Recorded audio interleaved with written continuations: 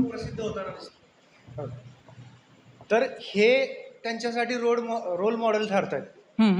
मग या सगळ्या प्रभावापासून स्वतःला कसं वाचवावं? कारण बेसिक प्रश्न हाच आहे. मग अशी शिंदे सरांनाही मला तेच विचारायचं होतं की मुलं आज ज्या परिवेशात आहेत त्या या सगळ्यातून वाचणं फार अवघड आहे. म्हणजे त्या मोबाईलला 3 तास लांब ठेवणं. बरोबर. आता ही सकाळपासून मुलं बसलेत, बऱ्याच मुलांचे फोन बंदच आहेत, मध्ये मध्ये ते काहीतरी चुळबुळ करतायत पण हे शक्य होत नाही. आता तुम्ही समोर आहात पण हे शक्य होत नाही. खरं तर या माध्यमांपासून, या प्रभावापासून कसं लांब राहायचं यावरती थोडंसं सांगा. नाही, तुम्ही खूप कळीचा मुद्दा बोललेला आहात की आणि असे म्हटले की ते गंभीरपणे लिहिणाऱ्यांपेक्षा सहजपणे कुठलीही गोष्ट जी आहे ना, तुम्हाला विनोद जरी घडवायचा असेल ना तर तो गंभीरपणेच घडवावा लागतो. विनोद घडवणारा हा गंभीरच असतो. तुम्हाला तो सहज वाटतो. लक्षात येत आहे? म्हणजे चार्ली चॅप्लिन तो तुम्हाला हसवतो पण त्याच्यामध्ये गंभीरता आहे विनोद करताना सुद्धा. जे तुम्ही रील्स बघतात त्यांच्या आयुष्यामध्ये काय आहे हे आपल्याला डोकावून बघणं गरजेचं आहे. ते कशासाठी, म्हणूनच मी मगा म्हटलं की भूमिका ही स्पष्ट असणं गरजेचं. मी का लिहितो आहे, जर तुम्हाला त्या, आणि सध्या हे प्रमाण वाढतंय म्हणजे ह्या डिजिटल माध्यमांमुळे प्रत्येकाच्या हातामध्ये टूल्स आहे आणि ते आपण म्हणतो ना माकडाच्या हातात ककडे आले, ते सगळेच हे करायला लागले. ज्यांना नाही आहे ते पण हे करतात, म्हणजे सगळेजण करतात. पण त्याचा काहीतरी भाग हा असतो, म्हणजे तेवढ्यापुरतं ते प्रसिद्ध होतील परंतु ते काळामध्ये कुठेही टिकणार नाही आहेत.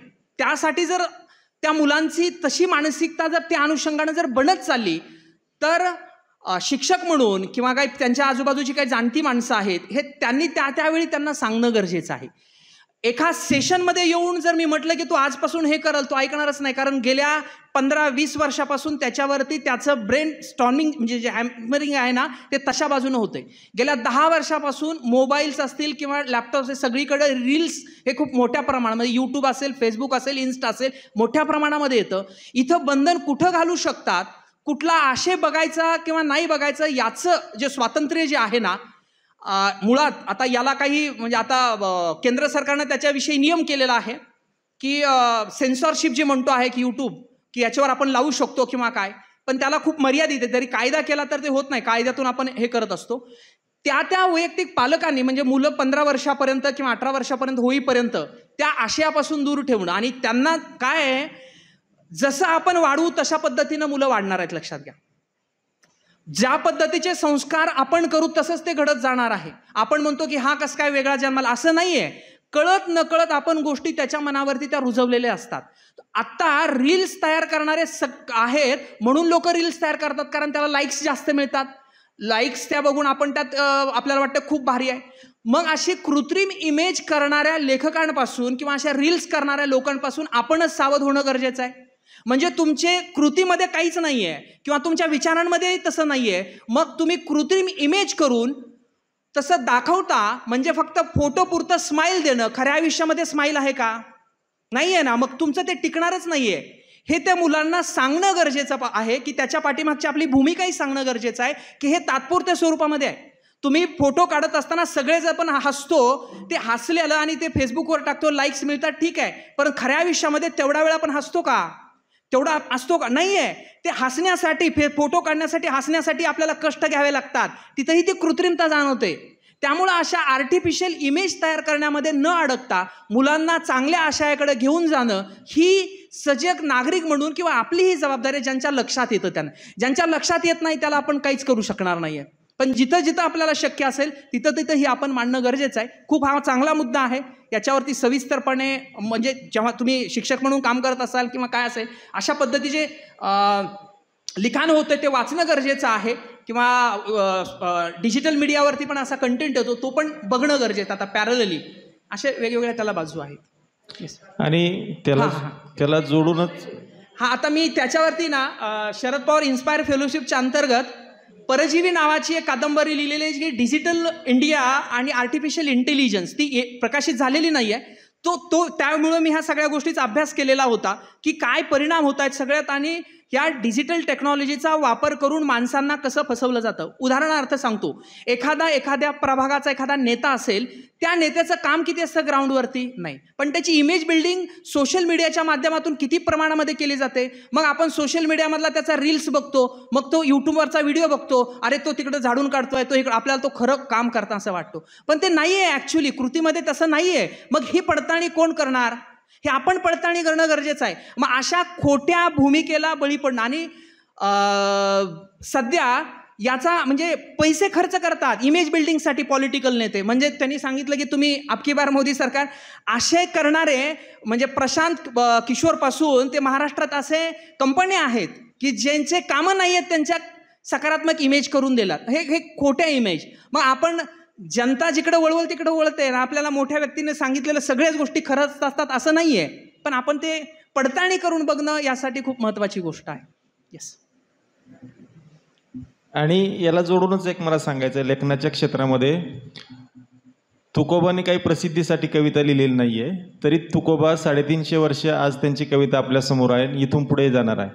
जे काय प्रसिद्धीसाठी लिहिलं गेलं ते त्याचं आयुष्य जे आहे ते अत्यंत कमी आहे. जे उत्तम आहे तेच टिकणार आहे.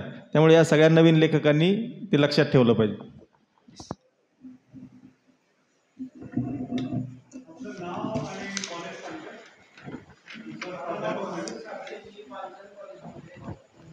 ओके. येस. हा बोला.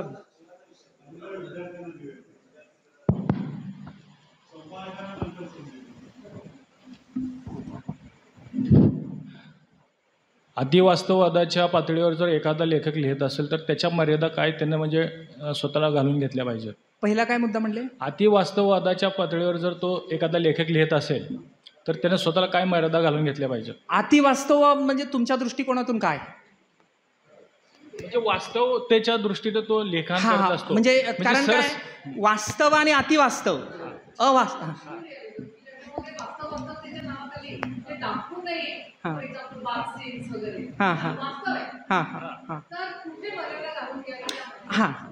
तो मुद्दा लक्षात आला, पण त्याच्यात तो म्हणजे काय आहे ना, ग्रेसांच्या कविता म्हणा किंवा आता त्याच्यामध्ये पण खूप हे आहे, किंवा मराठीमध्ये खूपच प्रखरतेनं जाणवलं. ढसाळांच्या कविता पण त्या ह्याच्यात जातात, किंवा कादंबरी किंवा कथा फॉर्ममध्ये जर म्हटलं अलीकडं, पण त्या लेखकांनी मर्यादा घालून घेतलेला आसाराम लोमठेंचा आलोक नावाचा जो कथासंग्रह आहे, म्हणजे पूर्णतः त्याच्यामध्ये तुम्हाला कुठंही कल्पना विलास असं काही सापडणार नाही. आणि त्या मर्यादा ज्या घालून घेतो म्हणतो ना आपण, की याचा जो भाग आहे त्याचा स्थळ काळ वेळ हा बघणं गरजेचं आहे. त्याचबरोबर त्यामध्ये जी उभा केलेली पात्र आहेत त्यांची मूल्यात्मक पातळी काय आहे हे जाणून घेणं गरजेचं आहे. अतिवास्तव जेव्हा आपण एखादी गोष्ट मांडण्याचा प्रयत्न करतो त्यावेळी जे वास्तवमध्ये घडत नाहीये त्याच्या पलीकडं असं घडलं जाऊ शकतं, पण ते कल्पनाविलास नाहीये, पण अशी शक्यता वर्तवल्या जाऊ शकतात असाही भास त्याच्यामध्ये येतो. त्यावेळेस हे स्थळ काळ वेळ यांचे निकष आपण बघणं गरजेचं आहे असं मला वाटतं. एक मिनटं. नाही एकच मिनटं मी सांगतो. यांचा जो मुद्दा आहे तो असा असतो, अतिवास्तवात लिहिताना लेखकाचा वैयक्तिक मूल्यविचार हा लय महत्त्वाचा असतो. म्हणजे आपल्या सोलापुरातले समीर गायकवाड वेश्यावस्ती आणि त्या संबंधातलं लिखाण करतात, परंतु ते वाचताना आपल्याला कुठंही बिभत्स वाटत नाही. म्हणजे विशेषतः लैंगिक जाणीवेचं लिखाण करताना अतिवास्तववादामध्ये दोन गोष्टी आहेत.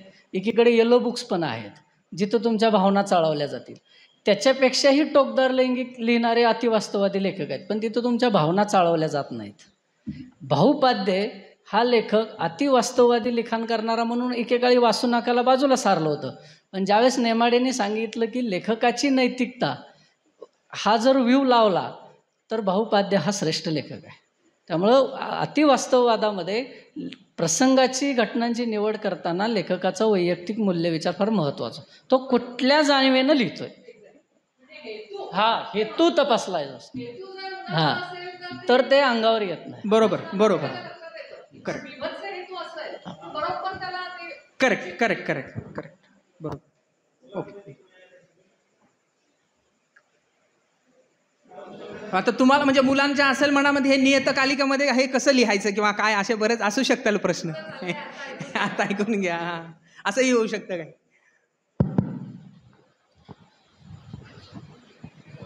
या अनुषंगानं प्रश्न नाही आहे, पण एक स्मरण म्हणून सांगतो की शरद तांदळे लिहितात. शरद तांदळेंचा तुम्हाला कादंबरी माहितीच असेल, रावण राक्षसांचा राजा. मित्र आहेत ते. त्यांच्याशी चर्चा करताना त्यांनी सांगितलं की रावणानं म्हणजे त्यात प्रसंग येतो की रावणानं कुबेराच्या पत्नीवरती पण अत्याचार केल्याचा प्रसंग तो लिहितो त्या कादंबरीमध्ये. तर म्हटलं फार घाई झाल्यासारखं वाटते म्हटलं कथेमध्ये. तर म्हणे मला संपवायचं होतं, हे खूप लांबत चाललं होतं आणि ही कथा कुठंतरी संपवायची होती. मग तेच वाचताना एक पाठक म्हणून किंवा एक रीडर म्हणून जेव्हा मी वाचलं तेव्हा मला आत्तापर्यंत पूर्ण कादंबरी खूप भावत चालली होती. पण शेवटी कुबेराच्या पत्नीवरती तो जो अतिप्रसंग करतो आणि त्याचं जे वर्णन तो करतोय शरद तांदळे, ते कुठंतरी मनाला रुचत नव्हतं. म्हणजे आतापर्यंत जी रावणाची इमेज बिल्डिंग झाली होती त्या कादंबरीमध्ये ती एकाएकी खाली पडल्यासारखं मला वाटलं. आणि शरदशी व्यक्तिगत चर्चा करताना मी जेव्हा म्हटलं की मला ती असं वाटलं की तूच जी एक इमारत उभी केली आहे त्या चरित्राची, तिलाच कुठंतरी ते छेद देणारं असं आहे. पण म्हटलं की पुढच्या एडिशनमध्ये कदाचित मी त्यात आता बरेच बदल करेल. ती लेखकाची त्याच्या वेळी ती त्यांची भूमिका असते आणि हे नाही लक्षात आलं असं काही लेखक म्हणजे खूप महान असतो असं काही प्रकार नसतो. आपल्यासारखी सामान्य माणसं असतात, त्यांना नकळत ते घडून जातं, लिहून जातात आणि नंतर ते वाटतं चुकीचं आहे फाडून टाकतात, असं पण होतं. ते प्रकाशित झाल्यानंतर हे मग आता तो म्हणतोय की जेव्हा बळीराजावरती लिहायचा विचार करतो तेव्हा प्रश्न काय आहे का तुमचा? नाही, पुष्टी होती ओके की लेखकाचं स्वातंत्र्य जसं आता तुम्ही म्हणालात ना की कधी कधी लेखकाकडून सुद्धा काही गोष्टी राहून जातात. नाही, आता त्यातही लेखनाचे जे प्रकार आहेत, पॉप्युलर लेखन वेगळं आणि परत हे असे ते वेगळे गट आहेत. तांदळेंचं ज्या पद्धतीचं लिखाण येतं, पॉप्युलर वाचक तो जास्त प्राधान्यानं आणि हौशी वाचक जास्त तो वाचतो आहे. अभ्यासाच्या हे नियतकालिक जे आहे ते अभ्यासाच्या दृष्टिकोनातून आपल्याला लिहिणं गरजेचं आहे. तशा पद्धतीचं लिखाण म्हणजे चित्रपटांमध्येही ते प्रकार आहेत. पॅरल सिनेमा आहे आणि इकडं पॉप्युलर सिनेमा आहे, असंही होतं. म्हणजे हौस आणि मजा अशा प्रकारांकडे जातं. त्यातून त्यांची भूमिका आहे. रावण हा त्यांच्या पॉईंट ऑफ व्ह्यूने त्यांनी मांडलेला आहे. त्यामुळं तुम्ही ज्या पद्धतीचा आता इथं रेफरन्स देतायत तसं ते नियतकालिकामध्ये तितकंसं आपल्याला रिलेट नाही करता येणार. अगदी बरोबर.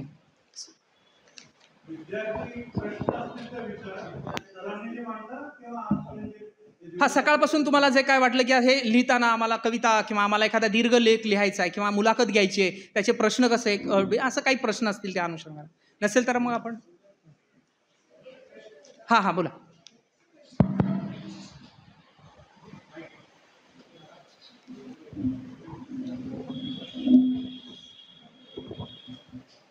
Good afternoon sir. प्रश्न असा होता की वेन एव्हर वी राईट, प्रत्येक व्यक्तीकडे एक आपली व्यक्तिगत आयडिओलॉजी असते. आपण जेव्हा लिहितो तेव्हा आपण अक्षरशः आपल्या मेंदूचा एक भाग काइंड ऑफ कागदावरती उतरवतो. So people sometimes also might disagree. We never know how people receive our writings. So in that case आपली त्या भूमिका कशी आपण हँडल केली पाहिजे, मला असा प्रश्न होता. तुम्ही एक मुद्दा म्हटलात की प्रत्येक व्यक्तीची काही आयडिओलॉजी असते. Exactly. असं काही नसतं. म्हणजे लेखकाकडं तर ती एक आयडिओलॉजी असूच नाही. तुम्हाला समाज हा तटस्थपणे बघता आला पाहिजे लेखक म्हणून. तुम्ही बघा, लेखक आपल्यातला एक वेगळा आहे आणि आपण आहोत, म्हणजे आपणच लेखक आहोत, ती भूमिका अगोदर कळली पाहिजे. जेव्हा लेखक म्हणून तुम्ही लिहिताना तटस्थपणे या सगळ्या, तुम्हाला कादंबरीमध्ये वाईट माणसंही आणायची आहेत, चांगली माणसंही उभी करायची आहेत, तुम्हाला लेफ्टिस्ट माणूस पण आणायचा आहे, रायटिस्ट माणूस पण आणायचा आहे, त्यातला संघर्ष उभा करायचा आहे. त्यामुळे तुम्हाला ते किती खोलपर्यंत गेलेलं आहे ग्राउंडवरती हे दोन्ही समजणं गरजेचं आहे लेखक म्हणून. म्हणजे तुम्ही जर फक्त एकाच बाजूचे असाल, आयडिओलॉजी म्हणजे काँग्रेसच्या विचाराचे असाल किंवा तुम्ही संघाचे विचाराचे असाल, तुम्ही एकाच बाजूला असाल ना, तर तुम्ही सर्वोत्कृष्टच्या लिखाणाच्या पातळ्या नाही पूर्ण करू शकणार. मग तुम्ही एकाच आयडिओलॉजीमध्ये अडकला. राहिला प्रश्न प्रेक्षकांचा किंवा वाचकांचा, आपण त्यांचं हे नंतर येईल तो मुद्दा. ते आवडतील नाहीतर वाचतील न वाचतील हा नंतर आहे. अगोदर मला ते लिहित असताना माझ्या मानसिक पातळीवरती किंवा माझ्या बौद्धिक पातळीवरती मला ते किती म्हणजे मला ते किती समाधानकारक वाटतंय, म्हणजे माझीच अगोदर तिथं पडताळणी असली पाहिजे की हे मला समाधानकारक वाटते का नाहीये. जर मला ते समाधानकारक वाटत असेल आणि माझ्या भूमिका तशा असतील, मला हा समाज कळलेला असेल, तर निश्चितच वाचकांना आवडतं. म्हणजे मी माझ्या बाबतीतलं उदाहरण सांगतो. कोणीही म्हणणार नाहीये किंवा कोणी ओळख नव्हती, कुणा काहीच नव्हतं, म्हणजे साहित्य कुणाला कशाशी खातात हेही माहिती नव्हतं. मी व्यसन हे फक्त मला मांडायचं आहे, मला हे लिहायचं आहे, हे प्रश्न मांडायचे म्हणून मी लिहिलं होतं. मी त्याच्या अगोदर ऊसतोड कामगारांच्या मुलांना शाळा हॉस्टेल व्हावे म्हणून सर्वे केला होता, शासनाकडे पाठपुरावा करत होतो, ते काम होत नव्हतं, ती विवंचना होते, म्हणून मी पुस्तक लिहिलं. ते पुस्तक लिहिल्यानंतर 10 ठिकाणी गेलं. माझी ओळख दत्ता गोलपांशी झाली, नंतर रणदीप सरांशी झाली, दरम्यान मी धनंजय मुंडेंना भेटलो, पुस्तकामुळे भेटू शकलो आणि ते प्रश्न मी तिथपर्यंत घेऊन जाऊ शकलो. आणि नंतर शासनाने जे वसतिगृह मुलांसाठी उभा केले त्याच्यामध्ये मी थोडंसं कॉन्ट्रीब्यूट करू शकलो. म्हणजे लेखनाची ताकद काय असू शकते हे मी स्वतः अनुभवतो किंवा होतं ते घडतं. भरपूर लोक म्हणतात, पण अनुभवनातून येणारी गोष्ट ही वेगळी आहे. त्याच्यामुळे आपली भूमिका जी आहे ना, एक लेखक म्हणून चौकस आणि तटस्थपणे एका आयडिओलॉजीशी बांधील असणं आपण तर नसायला पाहिजे. सर, अजून एक प्रश्न. लिहिताना कधी कधी आपल्याला सर खूप वेळेस माहीत असतं की काय लिहायचं आहे, म्हणजे समोरच्या रीडर्सला आपल्याला काय इम्पॅक्ट त्यांच्यावर व्हायला पाहिजे ते सगळं माहीत आहे, कॅरेक्टर माहीत आहे, प्लॉट माहीत आहे. सगळं माहीत असताना एक परफेक्ट फ्लो, म्हणजे सुरुवातीपासून शेवटपर्यंत आपला आर्टिकल कसं फ्लो व्हायला पाहिजे. किंवा खूप वेळा असं होतं की प्रत्येकच माणूस आवडीने वाचणारा नसतो आणि त्या न वाचणाऱ्या माणसाला सुरुवातीच्याच एका पॅरेग्राफमध्ये आपण एखाद्याचं अटेन्शन ग्रॅब करू शकतो. असं कसं, म्हणजे एक लॉजिकल फ्लो आपलं रायटिंगचं आणि त्याचं सुरुवातच कसं काय अट्रॅक्टिव्ह असावं त्या बाबतीत थोडं गायडन्स पाहिजे होतं. अजून कोणाचा काय प्रश्न? माझा एक प्रश्न आहे सर, विचारू का सर? घोलप सर, आपण बोलत असताना अर्थसंकल्पाच्या बाबतीत काही मतं मांडलात. ते मत मांडत असताना असं म्हणालात की अनेक प्राध्यापकांना अर्थसंकल्प कळत नाही, ठाम मत आहे म्हणालात. मग याबद्दल तुमच्या त्या विषयावर काय प्राध्यापकांच्यावर काय PhD झालेलं आहे का, याचा खुलासा करावा. तुम्ही कशाच्या आधारे ते मत मांडलात?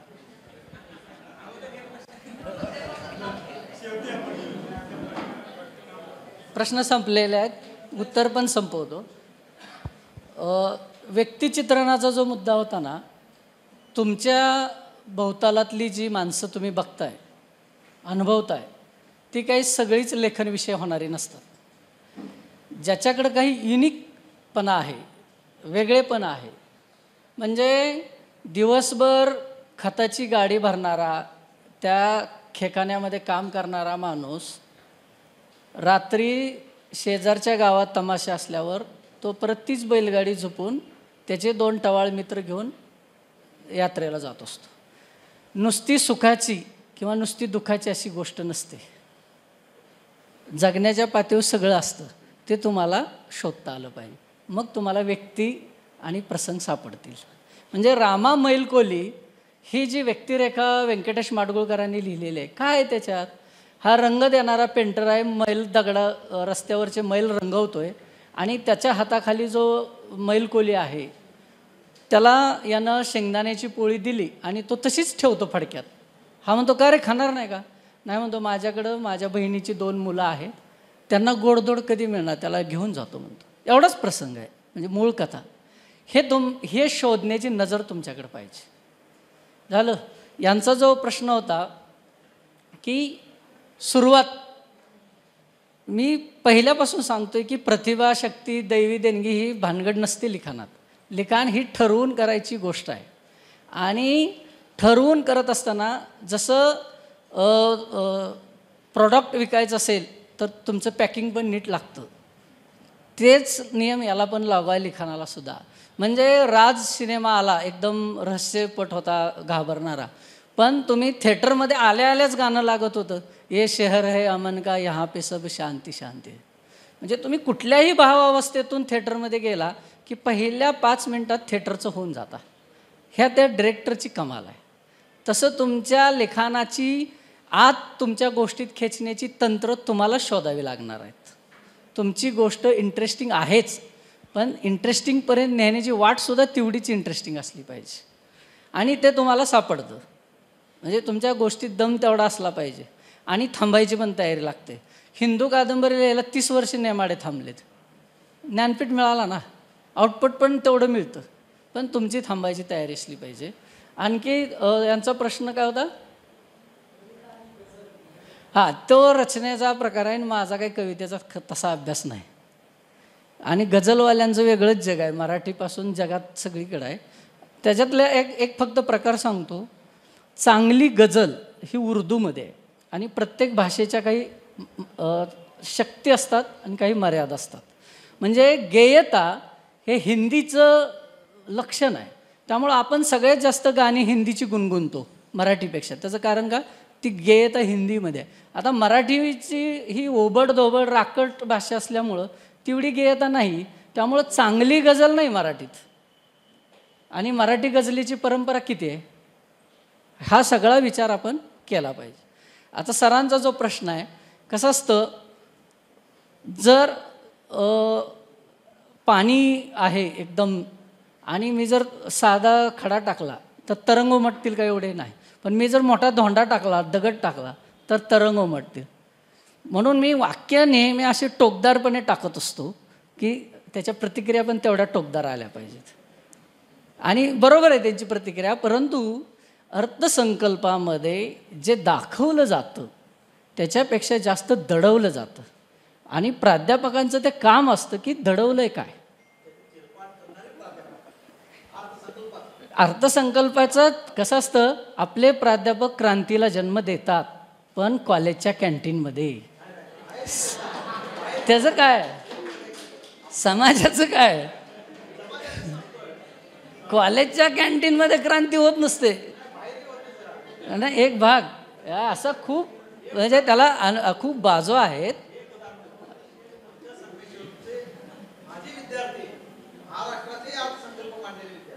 नाही, ते तो मुद्दा वेगळा आहे. अरे फॅक्ट पण आहे ना. आणि आता बघा, हे सगळं चाललेलं आहे ना, GDP अमुक तमुक, दारिद्र्य रेषा, हे सगळं मान्य आहे. तुमचं भौतिक आयुष्य सुखकारक झालं हेही मान्य आहे.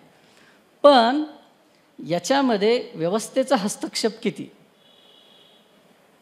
म्हणजे आता शरद बाविस्करांचं जे आत्मकथन आलं आहे भुरा नावाचं, तो प्रत्येक वेळेस हे सांगतोय की तो असं सांगत नाही आतीच्या, म्हणजे जे UPSC झालेल्या अधिकाऱ्यांची जे आत्मकथन आलेत ना, की मी कशी परिस्थितीवर मात करून पुढं आलो, तो असं सांगतोय की माझ्यावर एवढी वाईट परिस्थिती होती, मी मात करून आलोय, पण याच्यापेक्षा चांगली परिस्थिती असती तर मी अजून पुढे गेलो असतो. हे जे यशस्वीतेच्या कहाण्या सांगणारे जे लोक आहेत ना, हे स्वतःची टिमकी वाजवणारे लोक आहेत. यांना व्यवस्थेची चिरफाड करता येत नाही. नाही, तुम्ही अशी किती पुस्तकं वाचल्यावर हे सांगताय? जनरल बोलणं वेगळं. हा अर्थसंकल्पाचा मुद्दा नियतकालिकेसाठी तुम्ही आवर्जून कुणीतरी मांडा, काय होऊ शकेल. नाट्यलेखनाच्या संदर्भामध्ये कुणीतरी प्रश्न विचारला होता. हां, नाट्यलेखन जेव्हा आपण करतो, म्हणजे तुझी कथा ठरवली आहे, गोष्ट ठरवली आहे की याचं मला लिहायचं आहे, तर त्याच्यात तुला एकांकिका लिहायची आहे, दीर्घांक लिहायचा आहे की 3 अंकी नाटक लिहायचं आहे, हे एकांकिका लिहायची आहे समजा, तर ते ठरवल्यानंतर त्यातली पात्र किती आहेत आणि त्याच्यामध्ये तुझ्या किती काय म्हणतो ना, स्थळ, काळ आणि वेळ हे सगळं डिफाईन करून घेतलं, पात्र किती आहेत आणि त्या एकांकामध्ये किती तुझे ज्याला आपण छोटे छोटे प्रसंग जे म्हणतो ते किती होणार आहे, सीन जे आहे ते किती होणार आहेत, हे लेखक म्हणून तुला ते डिफाईन करायला लागेल. आणि प्रत्येक सीन, प्रत्येक प्रसंगामध्ये त्याची सुरुवात, प्रत्येक पूर्ण एकांकिका पण असणार आहे, मध्य शेवट आणि एंड, प्रत्येक प्रसंगामध्ये काहीतरी घडलं पाहिजे. नाटकाला माहीत नाही, घडलं कुठल्याही गोष्टीमध्ये ना काहीतरी सातत्यानं घडलं पाहिजे आणि त्या घडताना पण शांततेमध्ये पण काहीतरी घडत असतं. खूप म्हणजे खूप मोठा गोंधळ असेल त्याच्यामध्ये तर काहीतरी घडत असतं सगळ्याच बाजूमध्ये. त्यामुळं नाटक लिहित असताना नेहमी काहीतरी घडवून ठेवणं हे दिग्दर्शकाचं किंवा त्या लेखकाचं स्किल असतं. ते ती गोष्ट घडली. धन्यवाद सर. या सत्रामध्ये भरपूर चर्चा तर झालेली आहे, तर आता जास्त वेळ नाही घेता मला असं वाटलं होतं की दुसरा सत्र जेवणानंतरचं सत्र झोपेमध्ये जाईल, परंतु सगळेजण जागरूक आहोत, त्यामुळं सगळ्यांना जोरदार टाळ्या, सगळ्यांना. तर आता आपण अध्यक्षीय मनोगत ऐकण्यासाठी मी आमंत्रित करतो डॉक्टर संघप्रकाश दुड्डे सर. हां सर.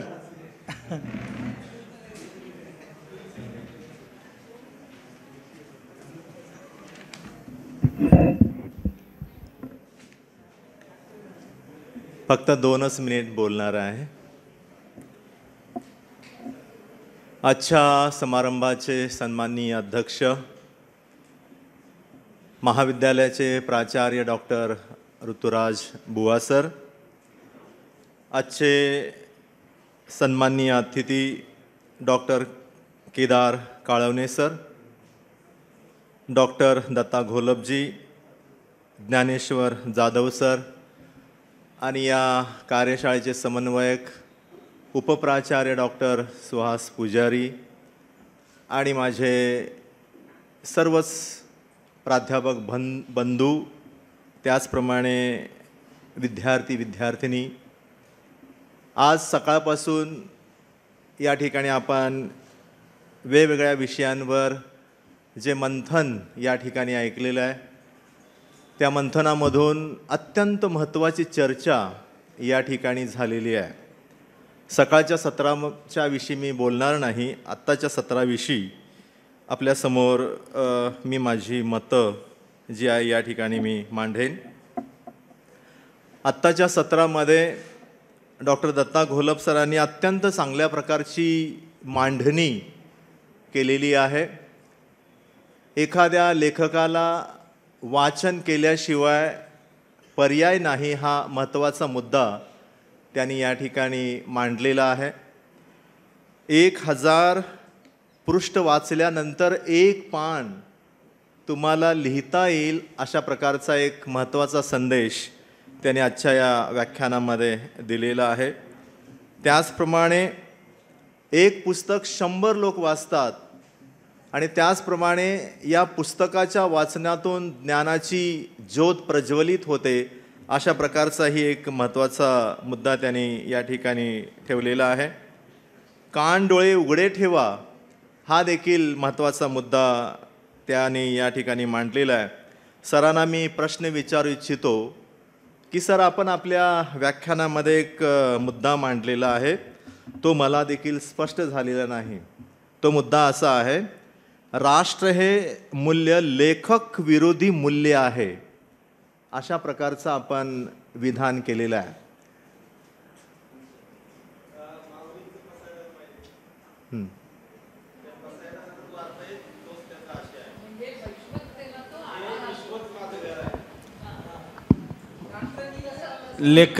लेखक जो आहे, हे जगच माझं विश्व आहे असा लेखकाचा दृष्टिकोन असला पाहिजे, असं त्यांचं मत आहे. व्यापक हे विश्वच माझं घर.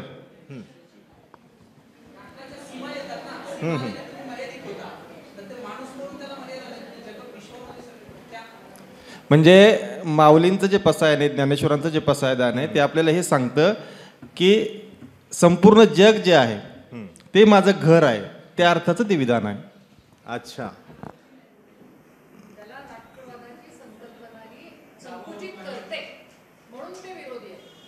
अच्छा, मला हा मुद्दा स्पष्ट झाला नव्हता, म्हणून हा प्रश्न आपल्यासमोर मी उपस्थित केला. हो, नाही मला त्याचप्रमाणे वय, जात, लिंग, धर्म या गोष्टीचा देखील आपण लेखनामध्ये उल्लेख केला पाहिजे. हा देखील एक महत्त्वाचा मुद्दा त्यांनी या ठिकाणी मांडलेला आहे. अनेक गोष्टींचा उल्लेख त्यांनी केलेला आहे, त्या गोष्टीकडे मी जाणार नाही. परंतु जे काही आपण लिहिणार आहोत त्यातून एक परिवर्तनवादी विचारधारा मांडली पाहिजे, हा एक धागा त्यांनी आपल्या विचारसूत्रामध्ये मांडलेला आहे. त्याचप्रमाणे दुसरे वक्ते ज्ञानेश्वर जाधव सर यांनी देखील अत्यंत महत्त्वाचे मुद्दे या ठिकाणी मांडलेले आहेत. त्यातला महत्त्वाचा मुद्दा मला जो भावला, तो चौकस नजर जी आहे लेखकाची असली पाहिजे. अनुभव विश्व त्याचं दांडगं असलं पाहिजे. तुम्ही निरीक्षण केलं पाहिजे, निरीक्षणं नोंदवली पाहिजेत आणि त्यासाठी तुम्हाला समाजामध्ये फिरलं पाहिजे, तेव्हाच तुम्हाला हे अनुभवाचं विश्व तुमचं समृद्ध होईल. अशा प्रकारची विचारधारा त्यांनी या ठिकाणी मांडलेली आहे. त्याचप्रमाणे प्रत्येकाने नैतिक मूल्य, विवेक, त्याचप्रमाणे वैज्ञानिक दृष्टिकोन बाळगला पाहिजे, हा देखील मुद्दा त्यांनी या ठिकाणी अत्यंत महत्त्वाचा मांडलेला आहे. त्याचप्रमाणे संशोधनात्मक लेखन करणं हे लेखकाच्या पुढं सर्वात मोठं आव्हान आहे आणि ते आव्हान नव्या लेखकांनी पेललं पाहिजे, अशा प्रकारची भावना देखील या ठिकाणी सरांनी व्यक्त केलेली आहे. तर आजच्या या संपूर्ण सत्रामध्ये ज्या ज्या वक्त्यांनी आपली मतं मांडलेली आहेत त्या मतांचा आमच्या या नवलेखकांना चांगलाच उपयोग होईल, अशा प्रकारचा मी आशावाद या ठिकाणी व्यक्त करतो. आणि विद्यापीठाने ही कार्यशाळा आमच्या महाविद्यालयामध्ये आयोजित केली, त्याबद्दल महाविद्यालयाच्या वतीनं देखील आजच्या या शेवटच्या सत्रामध्ये विद्यापीठाचे देखील मी आभार मानतो आणि माझ्या वाणीला विराम देतो. धन्यवाद. धन्यवाद सर. मित्रांनो, असं म्हणतात ना की जो देखे कवी वो न देखे रवी, त्या म्हणल्याप्रमाणे तर आजचा हा सत्र अतिशय चांगल्या पद्धतीनं चर्चात्मक या गोष्टीतून झालेला आहे. तर सर्वप्रथम मी दोन्ही मार्गदर्शकांना त्यांचा आभार मानतो. अतिशय उत्कृष्टपणाने त्यांनी आपले मतं मांडले आणि आपण सगळेजण ऐकलो. आणि त्याचबरोबर अध्यक्ष म्हणून डॉक्टर संघप्रकाश दुड्डे सरांनी अतिशय चांगल्या पद्धतीने हा सत्र हँडल केला आणि अध्यक्षांच्या परवानगीने हा सत्र इथं संपन्न झाला असं मी जाहीर करतो आणि इथं थांबतो. थँक्यू.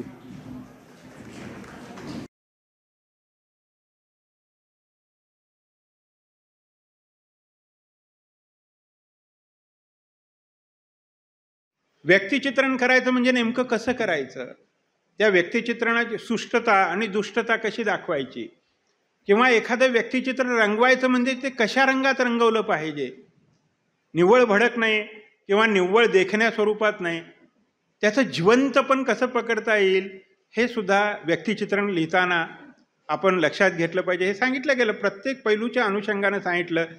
कादंबरीकार म्हणून ज्ञानेश्वर जाधवर यांनी देखील अतिशय गुंतागुंतीचे प्रश्न जे लेखकाच्या समोर असतात ते त्यांनी मांडले. लेखकाचं वाचन किती महत्त्वाचं आहे, लेखकाचं निरीक्षण किती महत्त्वाचं आहे, लेखकाचं चिंतन किती महत्त्वाचं आहे, त्याच्या मनात सुरू असलेली निर्मिती प्रक्रियेची संदर्भातली जी उलघाल आहे ती किती महत्त्वाची आहे, हे सगळं त्यांनी फार छान पद्धतीनं सांगितलं. मला खात्री आहे हे सगळं तुम्हाला आज एका दिवसात समजलं नसेल, पण तरीसुद्धा तुम्हाला हे असं काहीतरी असतं याचा विचार करावा लागतो आणि त्यातून पुढे जावं लागतं, हे सगळं तुम्हाला जाणवलं. हे अतिशय महत्त्वाचं आहे असं मला वाटतं. मला खात्री आहे की पेरणी केल्यानंतर बऱ्याच 1-8 दिवस पाऊस नाही झाला की ते बीज वाळून कुजून जाण्याची शक्यता असते. पण 8 दिवसाच्या आत जर परत त्याला थोडासा पाण्याचा ओलावा मिळाला की ते बीज अंकुरतं. तुमच्यामधले जे लेखक लिहित असतील ते कदाचित आपलं लेखन असंच काहीतरी आहे असं समजून तुम्ही बंद केलं असतं, पण आज या कार्यशाळेच्या माध्यमातून जे एक सिंचन तुमच्यावर झालेलं आहे ते निश्चितच तुम्हाला मनोबल पुरवणारं आहे, तुमच्या लेखनाला आधारबळ देणारं आहे आणि निश्चितच तुमच्यातला जो लेखक आहे त्याला फुलवणारा आहे. म्हणून मला ही कार्यशाळा महत्त्वाची वाटते. काही विद्यार्थ्यांनी सांगितलं की अशी कार्यशाळा दरवर्षी व्हावी, आणि खरं आहे. तुम्ही म्हणाल दरवर्षी कशासाठी घ्यायची, मग दरवर्षी पेरणी तरी कशासाठी करायची मग? कारण दरवर्षी हे लागत राहतं, दरवर्षी वाढत राहतं, दरवर्षी नवी पिढी येत राहते, नव्या पिढीला नवं ज्ञान हवं असतं, म्हणून ते आवश्यक आहे. म्हणून आज सहज दुपारी बसल्यानंतर एक विचार करताना असाही मुद्दा आला की ही कार्यशाळा 1 दिवसाची नव्हे तर 2 दिवसाची व्हायला पाहिजे. 1 दिवस सैद्धांतिक बाजू मांडायची आणि 1 दिवस त्याची उपयोजित बाजू, त्याच्या अनुषंगानं विचार करायचा, असाही विचार करण्यात आला. म्हणजे याच्यातून काहीतरी चांगलं फलित आपल्यासमोर येतं आहे, एक चांगली बाजू आपल्यासमोर येते असं मला वाटतं. एका विद्यार्थिनीनं इथं प्रतिक्रिया देताना असं सांगितलं की आता आम्ही नियतकालिकात चांगलं लेखन करू. पण विद्यापीठाची आणि या कार्यशाळेच्या आयोजनाची देखील एवढीच भूमिका नाही आहे की तुम्ही नियतकालिकात चांगलं लिहावं. ते तर आहेच, पण त्याच्यापेक्षा तुम्ही कथाकार व्हावं, कादंबरीकार व्हावं, उत्तम ललित गद्यकार व्हावं, उत्तम नाटककार व्हावं, उत्तम चरित्रकार व्हावं. कारण हे प्रत्येक बघा, धनंजय कीर चरित्रकार झाले, ते कादंबरीकार होतेच असं नाही आहे. प्रत्येकामध्ये काही वेगळा गुण असतो. कादंबरीकाराला उत्तम चरित्र लिहिता येईलच याची शाश्वती देता येत नाही. त्यामुळं प्रत्येकानं आपल्यामध्ये कोणतं रसायन लपलेलं आहे, कोणतं सत्व लपलेलं आहे हे ओळखायला पाहिजे आणि त्याप्रमाणे आपल्या लेखकीय जीवनाचा, लेखकीय व्यक्तिमत्वाचा त्याने विकास केला पाहिजे. मला वाटतं हे विद्यार्थ्यांना समजलं तर खूप चांगली गोष्ट आहे. खूप गोष्टी सांगता येतील, खूप गोष्टी बोलता येतील, पण तुम्हाला या कार्यशाळेचा फायदा झाला आहे याचं एक समाधान तुमच्या बोलण्यातून, तुमच्या प्रतिक्रियेतून जाणवलं, याचा आनंद मी व्यक्त करतो. आणि याचं सगळं श्रेय विद्यापीठाला, काळवणे सरांना आणि अर्थातच आमचे सगळे हे राबणारे हात जे आहेत ही कार्यशाळा यशस्वी करण्यासाठी, त्या सगळ्यांना जातं. त्याचाही आनंद मी व्यक्त करतो. केदार काळवणे सरांचे विशेष आभार मानतो त्यासाठी. आणि तुम्हाला सगळ्यांना तुमच्या लेखकीय जीवनासाठी शुभेच्छा देतो. आणि पुढल्या काळात तुम्ही उत्तम लिहिलं तरी आम्हाला सगळ्यांना आठवून तुमचं ते लेखन जरूर आणून दाखवा. कोणीतरी सकाळच्या सत्रात असं सांगितलं की एका प्राध्यापकाने रिटायर होईपर्यंत तो लेख त्यांचा वाचला नव्हता. आम्ही या पिढीतले प्राध्यापक आहोत आणि आमचे अनेक विद्यार्थी सांगतील की त्यांचे लेख वाचून आम्ही दिलेले आहेत. तुम्ही नंतरच्या काळात, आम्ही रिटायर झाल्यानंतर सुद्धा जरी लेख आणून दिला तरी नक्की वाचू आणि आम्हाला जे वाटेल त्याबद्दलची प्रतिक्रिया तुम्हाला देऊ. तुमच्यातला लेखक आताच्या क्षणी देखील आम्ही ओळखलेला, अनेक संपादक इथं असतील त्यांनी देखील तुमच्यातला लेखक ओळखलेला असणार आहे की हा मुलगा पुढे जाऊ शकतो आणि ते बोलूनही दाखवत असतात. मला वाटतं ती तुमची प्रेरणा आहे. हे सगळं मार्गदर्शन, ही सगळी प्रेरणा तुम्ही घ्या, त्यातून तुमची लेखकीय वाटचाल पुढल्या जीवनामध्ये करा. त्यासाठी मी शुभेच्छा देतो. अनेकांनी इथं खूप छान पद्धतीनं वेगवेगळ्या समित्यातल्या लोकांनी कार्य केलेलं आहे, त्यांच्याबद्दल देखील कृतज्ञता व्यक्त करतो. सगळ्यांचं सहकार्य महत्त्वाचं. एखादं चांगलं काम उभं राहायचं झालं तर शेवटी सगळ्यांचे हात आवश्यक असतात. ताजमहाल कुणी बांधला म्हटल्यानंतर शहाजहानने बांधला असं सांगितलं जातं, पण बांधणारे हात वेगळे असतात. त्या सगळ्यांचं कौतुक होणं देखील महत्त्वाचं आहे. त्यांच्याबद्दलची सगळ्यांची कृतज्ञता व्यक्त करतो आणि थांबतो. धन्यवाद. अहिल्याबाई होळकर सोलापूर विद्यापीठाचे विद्यार्थी विकास विभागाचे संचालक डॉक्टर केदारनाथ काळवणे सर यांना मी विनंती करते की त्यांनी मनोगत. सर्वांना नमस्कार. मंचावर उपस्थित असणारे या महाविद्यालयाचे सन्माननीय प्राचार्य डॉक्टर ऋतुराज बुवा सर, ज्यांनी ही कार्यशाळा यशस्वीपणे संपन्न करण्यासाठी गेल्या 15-20 दिवसापासून मेहनत घेतली आणि समन्वयक म्हणून काम केलं, असे डॉक्टर सुहास पुजारी सर, सभागृहामध्ये उपस्थित असणारे ज्यांना आपण आत्ताच ऐकलेलं आहे असे आजच्या आघाडीचे सर्जनशील लेखक श्री ज्ञानेश्वर जाधवर, आजचे आघाडीचे समीक्षक डॉक्टर दत्ता घोलप, दुसरे एक समीक्षक या सभागृहामध्ये आहे डॉक्टर सारीपुत्र तुपेरे, आणि ज्यांच्यामधला विद्यार्थी सतत जागता आहे तो आपल्याला मगाशी दिसला असे मेटकरी सर. त्यानंतर या कार्यशाळेसाठी वेगवेगळ्या महाविद्यालयामधून उपस्थित असणारे सगळे संपादक आणि सर्वात महत्त्वाचं म्हणजे ज्यांच्यासाठी आपण ही कार्यशाळा इथं आयोजित केलेली आहे असे सर्व उद्याचे लेखक मित्र आणि मैत्रिणींनो. खरं म्हणजे वेळ फार झालेला आहे आणि मी मराठीचा मास्तर आहे. उभं राहिलं म्हणजे कमीत कमी 45 मिनिट तरी बोलू शकतो, पण मला तुमची परीक्षा घ्यायची नाही आहे. सकाळपासून तुम्ही ऐकतायत, मी बोलण्याची संधी सकाळीच घालवलेली आहे, तर मी एक अगदी 5 मिनिटामध्ये माझं जे काय म्हणणं आहे ते म्हणणं आपल्यासमोर ठेवण्याचा प्रयत्न करतो. खरं म्हणजे सोलापूर विद्यापीठाच्या विद्यार्थी विकास विभागाच्या अंतर्गत आपण एक नियतकालिक स्पर्धा घेतो आणि ही जी नियतकालिक स्पर्धा आहे, मी जेव्हा इथं ती बघितली पहिल्या वर्षी तेव्हा ते सगळं असं स्वरूप बघून अत्यंत विखुरलेल्या आणि कोणतंही लॉजिक नसलेल्या अशा प्रकारची ती सगळी स्पर्धा दिसली. मग त्याच्यावर आम्ही माननीय कुलगुरू महोदय जे आहे त्यांच्याशी चर्चा केली आणि एक समिती गठीत केली आणि त्याचा अभ्यास करून एक अंतिम कॉन्क्रीट अशा प्रकारचं एक स्ट्रक्चर जे आहे ते त्याचं तयार केलं आहे. आणि मला सांगायला आनंद होतो की त्या समितीचे सदस्य म्हणून डॉक्टर सुहास पोजारी सरसुद्धा मागच्या वर्षी होते. तर त्यात आपण एक कार्यशाळा जी आहे ती प्रत्येक वर्षी घेतली जावी असं सुचवलं. म्हणून मगाशी जे मुलांनी सांगितलं की इथून पुढे अशा कार्यशाळा सतत व्हाव्या, तर मला वाटतं ही जी कार्यशाळा आहे याची कायमची व्यवस्था मी करून टाकलेली आहे. त्यामुळे प्रत्येक वर्षी ही जी कार्यशाळा जी आहे ती कार्यशाळा आता होईल. पहिली जी कार्यशाळा आहे ती आम्ही सांगोला महाविद्यालय सांगोला इथे घेतलेली होती. मला सांगायला आनंद वाटतो की त्या कार्यशाळेसाठी बाहेरून आलेली लोक फक्त 10 होती. त्या कॉलेजची जवळपास 60-70 मुलं होती, पण इथं बाहेरून आलेली 40 मुलं आहेत आणि जवळपास 43 मुलं आहेत आणि 18 संपादक आहेत. तर मला वाटतं पुढच्या काळामध्ये हा जो काउंट आहे हा वाढत जाईल आणि तो चांगल्या दृष्टीनं अधिक वाढत राहील याची मला खात्री आहे. म्हणजे आपण जी कार्यशाळा प्रपोज केलेली आहे त्याचं काही एक फलित जे आहे ते आपल्याला दिसतं आहे. खरं म्हणजे साहित्याच्या अनुषंगानं मला खूप बोलता येईल, पण काही गोष्टी फक्त निसटत्या बोलून मी पुढे जाणार आहे.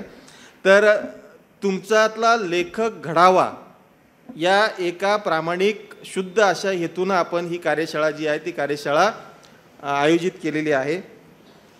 तुम्हाला लेखनाची जी निर्मिती प्रक्रिया आहे ती कशा प्रकारची असते त्याची काही एक मूलभूत माहिती जी आहे, प्राथमिक माहिती जी आहे ती माहिती मिळावी हा एक याचा उद्देश आहे. त्यासोबतच अंक जे आहेत, म्हणजे तुम्ही जर त्या अंकाची नियमावली बघितली तर संपादकांनी हा अंक कसा तयार केला पाहिजे या संबंधीच्या सुद्धा सूचना ज्या आहेत त्या आपण बारकाईने दिलेल्या आहे आणि त्यांनी सुद्धा अंक कसा निर्माण केला पाहिजे याचं सुद्धा मार्गदर्शन त्यांना कार्यशाळेत मिळेल. दिवसभर जर त्यांनी ऐकलं असेल तर त्यांच्यासुद्धा काही गोष्टी लक्षात येतील की मुलांकडनं आपण कसं लिहून घेतलं पाहिजे. मला एक अंक आठवतो, नाशिकचे मसू पगारेस ना, एकनाथ पगार. एकनाथ पगार म्हणून मराठीचे प्राध्यापक होते आणि ते प्रत्येक वर्षी एक महाविद्यालयीन नियतकालिक जे आहे ते मुलांकडनं करून घ्यायचे. तर महाराष्ट्रात महाविद्यालयामध्ये इतका उत्तम जो अंक आहे तो एकमेव असेल याची मला खात्री आहे. कारण प्रत्येक वर्षी एक कोणतं तरी सूत्र द्यायचं आणि अंक मुलांकडनं तयार करून घ्यायचा. त्याला अनेक पुरस्कारसुद्धा त्या अंकाला मिळालेले आहे. एक अंक माझ्या संग्रही आहे आणि तो मला फार आवडलेला आहे. त्याचं कारण असं आहे की त्या अंकामध्ये मुलांची रोजनिशी आहे.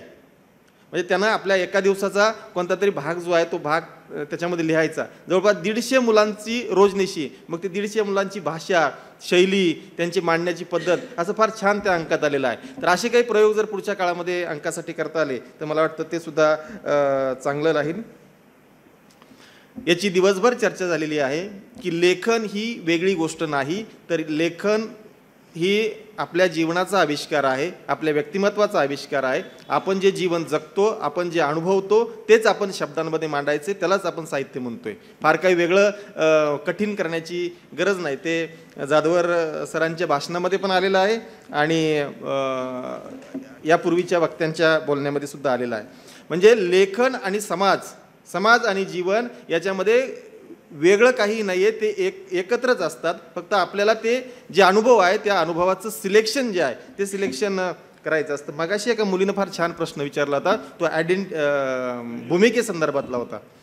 त्या मुलीने प्रश्न असा उपस्थित केला होता की आपल्या भूमिकेचं काय करायचं. ठीक आहे, जाधवर सरांनी त्याला असं उत्तर दिलं होतं की भूमिका जी आहे ती भूमिका नसते, पण माझं म्हणणं आहे लेखक जे काही लिहितो तो त्याच्या भूमिकेशी निगडीत असे सिलेक्ट अनुभवच निवडत असतो आणि तेच तो मांडत असतो. त्याला काही विचार करायची गरज नाही की माझी जी भूमिका आहे ती भूमिका मला बाजूला ठेवायची आहे आणि काहीतरी वेगळं लिहायचं आहे. ते आपोआपच घडत असतं. म्हणूनच असं म्हटलं जातं की कोणत्याही लेखकाचं लेखन हे त्याचं आत्मचरित्र असतं, ते याच अर्थानं म्हटलं जातं. तर फार काही त्याच्या भानगडीत पडण्याची गरज नाही. आपण कविता, कथा, कादंबरी, नाटक जे काय आपल्याला लिहू वाटलं ते आपण लिहित जावं. तुमची भूमिका काय ते वाचक ठरवतील नंतर. ठीक आहे ना. तर या पद्धतीनं हे सगळं आहे. आणि खरं म्हणजे स्वतःचे जे सत्य अनुभव आहे, खोटं काही लिहायचं नाही, स्वतःचे जे सत्य अनुभव आहे ते तुम्ही मांडा, तुमचं लेखन उत्तम होईल. आणि साहित्याचा एक साधा नियम आहे, साहित्य असू देत किंवा कला असू देत, ते व्यक्त होण्याच्या, सांगण्याच्या गरजेतून निर्माण होतं. म्हणजे सांगणं जे आहे, मगाशीच चर्चा झालेली होती की बाबा मला इथपर्यंत सुचलंय आणि पुढचं सुचत नाही. तुमची सांगण्याची तीव्रता किती प्रखर आहे त्यातनं ते होतं. म्हणजे बहिणाबाई असं म्हणते, अरे गरोटा गरोटा तुझ्या तुला पडेपिटी, तसं तसं माझं गाणं पोटातून येतं उठी. म्हणजे इतकं ते उत्स्फूर्त असलं पाहिजे. असे जेव्हा तुमचे अनुभव उत्स्फूर्त असतील आणि ते टोचत असतील तर ते प्रकट होतात. म्हणून त्याला थांबायची गरज नाही. आणि थांबायची जर गरज पडली तर जेव्हा ते सुचतील तेव्हाच लिहावं. म्हणजे रोज एक कविता लिहिलीच पाहिजे, म्हणजे कायद्यानं असं काही केलेलं नाही की रोज एक कविता आपण लिहिलीच पाहिजे, ती त्याला आपण कविता म्हणत नाही. नेमाडेने फार सुंदर असं एक वाक्य कुठंतरी म्हणून ठेवलेलं आहे, लिहून ठेवलेलं आहे की आयुष्यात एक तरी चांगली ओळ जी आहे ती लिहिता आली तरी सार्थक होईल. म्हणजे संपूर्ण आयुष्यात. म्हणून आपण लिहिल ते उत्तमच असेल. आपण जेवढं काय लिहितो त्यातनं काही सिलेक्टेड जे आहे ते उत्तम असतं. म्हणून आपण लिहित राहावं, हा एक भाग त्याच्यामध्ये आहे. आणि आपल्या लिहिण्याचं जे आशयद्रव्य आहे, सगळ्यात महत्त्वाचा आपला अनुभव आहे, स्वतःचा अनुभव, दुसऱ्याचं काही नाही. स्वतःचा अनुभव जो आहे तो अनुभव तुम्ही शब्दांच्या माध्यमातून मांडा, तो कवितेच्या माध्यमातून मांडा, कथेच्या माध्यमातून मांडा, कादंबरीच्या माध्यमातून मांडा, नाटकाच्या माध्यमातून मांडा, चित्राच्या माध्यमातून मांडता येईल, चित्रपटाच्या माध्यमातून मांडता येईल. अनुभव, सगळ्या साहित्य ही कला आहे, लक्षात घ्या. तिचं माध्यम शब्द आहे. चित्रपटाचं दृश्य हे माध्यम आहे, चित्राचं वेगळं माध्यम आहे. अनुभव जो आहे तो अनुभव तुमचा लेखनामध्ये महत्त्वाचा आहे. आणि सगळ्यात महत्त्वाची गोष्ट एक अशी आहे की साहित्य हे अनेक अर्थी असतं. म्हणजे एक मला एक कविता फार मानवरांची आवडते, सांगतो. कविता अशी आहे की विस्तीर्ण नदीचा काठ पसरली दाट फुलांची नक्षी, गर्दीत हरवली वाट कुणी सैराट बावरा पक्षी. ऐकली कविता तुम्ही? म्हणजे त्या रील्सच्या काळात आपण सगळेजण आहोत. इतकी गोड कविता आपल्या कानावर पडली की मला माहीत नाही. पुन्हा एकदा ऐकतो, तुम्हाला काय कळालं मला सांगा. विस्तीर्ण नदीचा काठ पसरली दाट फुलांची नक्षी, गर्दीत हरवली वाट कुणी सैराट बावरा पक्षी. हे निसर्गाचं वर्णन आहे. म्हणजे एखादं चित्र आपल्या डोळ्यासमोर उभं राहावं असं महानुरांनी एक निसर्गाचं चित्र आपल्या डोळ्यासमोर उभं केलेलं आहे, हा एक अर्थ झाला. पण तुम्ही जरा खोलात जाऊन जर त्याचा विचार केला तर हे सगळं जगच असं विस्तीर्ण आहे आणि त्याच्यामध्ये आपण सतत काय वाटा चुकतो अशा अर्थानं सुद्धा या कवितेला घेऊन जाता येईल. किंवा बालकवींची एक कविता आहे, मला वाटतं ती औदुंबर या शीर्षकाची कविता आहे. त्या औदुंबर 8 ओळीची कविता आहे. त्या 8 ओळीच्या कवितेवर 200 पानाचं एक समीक्षेचं पुस्तक आहे आणि मला वाटतं 15 ते 20 लोकांनी त्या कवितेचे वेगवेगळे अर्थ दिलेले आहे. हे साहित्य अशा पद्धतीनं अनेक अर्थी असतं. आपल्या शब्दांना काय म्हणू आपण त्याला, साहित्यात शब्द म्हणून जेव्हा येतो तेव्हा त्याला अनेक अर्थ प्राप्त होत असतात. आणि मगाशी एक उल्लेख चर्चेमध्ये म्हणजे फार मला ते भारी वाटलं की मुलांच्या मनात काय नेमकं या लेखनाच्या संदर्भात ते जरा समजून घेतलं. म्हणजे ते कुठपर्यंत पोचलेले आहे, म्हणजे ही कार्यशाळा बरोबर चाललेली आहे, मुलं कुठपर्यंत विचार करतायत ते जरा आपल्या लक्षात येईल. की जर तुम्ही उत्तम लिहिलं, जे उत्तम आहे ते उत्तमच टिकतं. लक्षात घ्या, जोरात जर वारा सुरू असेल तर त्या वाऱ्यामध्ये कचरा उडून जातो, पण जे जड असतं किंवा पाणी जर असेल पाण्यामध्ये कचरा वर तरंगतो, दगड खाली जातो. जे जड असेल, जे वजनदार असेल तेच टिकतं, हे तुम्ही लक्षात ठेवा. म्हणून आपल्याकडे ज्ञानेश्वरी टिकून आहे, म्हणजे ज्याला आपण भावार्थ दीपिका म्हणतो, तुकोबाची गाथा टिकून आहे. तसंच जे काय अक्षर ज्याला साहित्य म्हणतो हे जे उत्तम असेल तर ते टिकून राहतं. आणि म्हणून कोणत्याही विषयावर लिहा, उत्तम लिहा. म्हणजे मगाशी पुजारी सरांनी उल्लेख केला की नियतकालिकात लिहिताना जीवन, प्रेम, हरकत नाही लिहायला. उत्तम प्रेम कविता लिहा, कोणाची कॉपी करू नका. म्हणजे एक कवी आहे बघा कसं उत्तम प्रेम कविता कशी असते. जरी रुसली तू तरी जीव जातो, जरी हसली तू तरी जीव जातो. जरी रुसली तू तरी जीव जातो, जरी हसली तू तरी जीव जातो. असा जीव जातो तसा जीव जातो, कळे ना मलाही कसा जीव जातो. उत्तम प्रेम कविता आहे. असं काय असेल तर लिहा. आणि प्रेम हे सगळ्या जगालाच मान्य आहे, ते वैश्विक आहे. लिहायला हरकत नाही, पण ते तितकं ताकदीचं, तितकं उत्तम असं असलं पाहिजे. म्हणजे आता त्याच्या खालच्या पातळीवरचं काय असतं त्या कविता मी तुम्हाला सांगत नाही, पण तितकं उत्तम असलं पाहिजे, ते लिहायला हरकत नाही. तुम्हाला जर उत्तम लिहायचं असेल तर मगाशी एक उल्लेख झालेला आहे की तुम्हाला चांगलं वाचन जे आहे ते वाचन करणं आवश्यक आहे. मग ते वाचन कोणतं आहे तर पुस्तकच नाही आहे. पुस्तकं तर भरपूर तुम्हाला वाचायचीच आहे, पण तुम्हाला माणूस वाचता आला पाहिजे, तुम्हाला समाज वाचता आला पाहिजे, तर तुम्हाला उत्तम लिहिता येईल. म्हणजे निरीक्षण जाधवर सरांनी जे सांगितलं की मी ते त्यांनी उदाहरणं फार छान निवडली होती. त्या अजून काही उदाहरणं सांगता येऊ शकतात. ते ट्रकच्या, गाडीच्या पाठीमागे फार भारी भारी लिहिलेले असतात. तर असं समाजाचं निरीक्षण जे आहे ते आपल्याला करता आलं पाहिजे, समाज वाचता आला पाहिजे, माणूस वाचता आला पाहिजे, तर तुम्हाला उत्तम लिहिता येईल. आणि सगळ्यात महत्त्वाचं पुस्तक जे आहे, पुस्तकं तुम्ही भरपूर वाचली पाहिजे. म्हणजे शब्द जे आहे ते शब्द सापडणं ज्याला म्हणतो ना आपण, तर ते शब्द तुम्ही अनेक म्हणजे पुस्तकं जर वाचत गेलात तर तुम्हाला शब्द आपोआप सापडतात, अडखळत नाही, अडत नाही, शब्द आपोआप तुम्हाला सापडतात. म्हणजे एखादी उत्तम गायिका असेल, लता मंगेशकर किंवा लता दीदी तुम्हाला माहीत आहे, देशातली मोठी गायिका होती, शेकडो गाणी गायले, पण मी जगातली ग्रेट गायिका आहे म्हणून मी सकाळी पहाटे रोज रियाज करायचा बंद करेल असं घडत नाही. रोज पहाटे त्यांनी रियाज केला तरच ते गाणं उत्तम होतं. IPL सुरू झालेलं आहे आजपासून, आणि विराट कोहलीने जर सांगितलं की मी आज 50 रन केले, 100 रन केले, मला उद्या सराव करायची गरज नाही, अजिबात नाही, शून्यावर आउट होईल. लेखन तसंच आहे, तुम्हाला लेखनाचा सुद्धा रियाज करावा लागेल आणि त्या रियाजासाठी वाचन आवश्यक आहे. ही गोष्ट तुम्ही लक्षात ठेवा. तुम्ही भले एका दिवशी काही लिहिलं नाही तरी तुम्ही वाचणं किंवा वाचन जे आहे ते वाचन तुमचं आवश्यक आहे. मोबाईलचा वापर जो आहे तो आपण कमी करूया. झोपलीस का, उठलीस का, जेवलीस का, या ज्या गोष्टी आहे तर या थोड्याशा टाळूया. त्याचं कारण असं आहे की आपलं जे मानसिक स्थैर्य जे आहे, मानसिक स्थैर्य जे आहे ते या मोबाईलनं बिघडवलेलं आहे. तुम्ही सगळे लोक भाग्यवान आहात की तुमच्याकडे ही वस्तू आहे, त्याला मल्टीमीडिया असं आपण म्हणतो. कॅमेरा आहे, रेकॉर्डिंग आहे, गुगलवर तर सगळंच आहे, ChatGPTवर तर आता कवितासुद्धा तयार होते. म्हणजे पुजारी सरांनी आता जर लिहिलं असतं आभाराचं भाषण, तर आभाराच्या ओळी त्या ChatGPTवर येतात. म्हणजे असं सगळं तुमची सर्जनशीलता संपवणाऱ्या सगळ्या गोष्टी ज्या आहे त्या मोबाईलवर आहे. तर तुम्हाला उपयोगी ठरतील, फायदेशीर ठरतील, तुमची सर्जनशीलता मारली जाणार नाही याचा विचार तुम्ही करा आणि तेवढाच त्याचा वापर करा, तुमच्या फायद्यासाठी करा. ठीक आहे, चांगलं आहे ते, चांगलं आहे, चांगल्यासाठीच त्याचा वापर करा.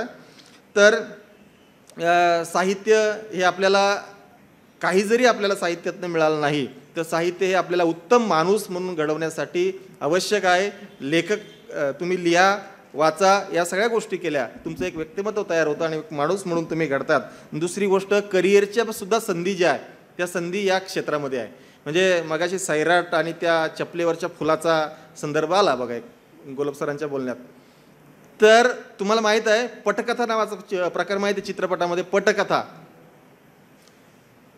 तर ते सगळं कागदावर लिहिलेलं असतं. म्हणजे ती चप्पल ठेवलेली आहे, त्याच्यावर फूल ठेवलेलं आहे, मग तो नायक येतो, मग ती नायिका येते, ती उचलते, तिला कळतं आपला हिरो इथं आलेला आहे. या ज्या सगळ्या गोष्टी आहे या सगळ्या गोष्टी लेखकानं पटकथेच्या माध्यमातून लिहिलेल्या असतात. पडद्यावर जे तुम्हाला दिसतं म्हणजे जे पात्र आहेत ते किंवा जे अभिनय करणारे सगळे लोक आहेत, हे सगळे लोक पूर्ण चित्रपट निर्मिती प्रक्रियेमध्ये यांचा वाटा एक 30%च असतो. बाकी सगळा 70% वाटा हा जवळपास लेखकाचा असतो. ही गोष्ट तुम्ही लक्षात घ्या. म्हणून त्या क्षेत्रामध्ये सुद्धा करिअरच्या संधी आहे. तिकडं चांगले दर्जेदार लेखक नसल्यामुळे घडतं काय माहिती आहे काय, माझ्या नवऱ्याची तिसरी बायको, काय ते शीर्षक मालिकांचे शीर्षक आहेत, कारण मी बघत नाही त्यामुळे ऐकतोय कुठून तरी दुरून. शीर्षक माझ्या नवऱ्याची दुसरी बायको, तिसरी बायको, म्हणजे असल्या सगळ्या स्टोऱ्या. बरं त्या मालिका बघा तुम्ही, त्याच्यामध्ये काहीच नाही, एक पुरुष आहे, 2-3 बायका त्याच्यासाठी भांडतायत. असं कुणाच्या घरात घडतंय का? आपल्या घरात घडतंय का कुणाच्या? मग जर ते घडतच नसेल तर ते दाखवलं जातं आपण कसं ॲक्सेप्ट करतो? त्याचं कारण असं आहे की या क्षेत्रामध्ये दर्जेदार जे लेखक आहे हे लेखक सिरियल लिहिण्यासाठी नाही आहे, आणि म्हणून या सगळ्या गोष्टी ज्या आहेत त्या चाललेल्या आहे. हिंदीमध्ये तर म्हणजे विचारायचंच काम नाही. मागच्या अलीकडच्या 5-10 वर्षात मी काही बघितलं नाही, पण कधीतरी कानावर येतं की हे चाललेलं आहे. हां, नागिन काय काय ते बरंच काय काय ते काय आता बघणंच होत नाही, म्हणजे बातम्यासुद्धा बघणं होत नाही. तर हे जे आहे तर या क्षेत्रामध्ये सुद्धा करिअरच्या चांगल्या संधी आहे. गीत असेल, संवाद असतील, या सगळ्या गोष्टी आहे. मी तुम्हाला एक उत्तम म्हणजे या निमित्ताने सल्ला देतो. तुम्हाला जर लिहायला सुरुवात करायची असेल तर तुम्ही रोजनिशी जी आहे दैनंदिनी ज्याला आपण म्हणतो डायरी ज्याला आपण म्हणतो ती लिहायला सुरुवात करा. सकाळी उठल्यापासून रात्री झोपेपर्यंत जे काय खरं खरं घडलेलं आहे तुमच्या आयुष्यामध्ये, जे काय सत्य घडलेलं आहे ते लिहा. भले कुणाला दाखवू नका, लिहून ठेवा. खोटं अजिबात लिहायचं नाही, एक शब्दसुद्धा खोटा लिहायचं नाही. फार झालं तर तुमचं मत एखाद्या घटनेवर ते व्यक्त करा तुम्ही. डायरी लिहायला सुरुवात करा, म्हणजे तुम्ही व्यक्त व्हायला लागाल आणि तुम्हाला लिहिण्याचा जो मार्ग आहे तो मार्गसुद्धा सापडेल. तर खूप मला बोलता येईल, म्हणजे मी तुम्हाला मगाशी म्हटल्याप्रमाणे मी तास, दीड तास, 2 तास या अनुषंगाने बोलू शकतो.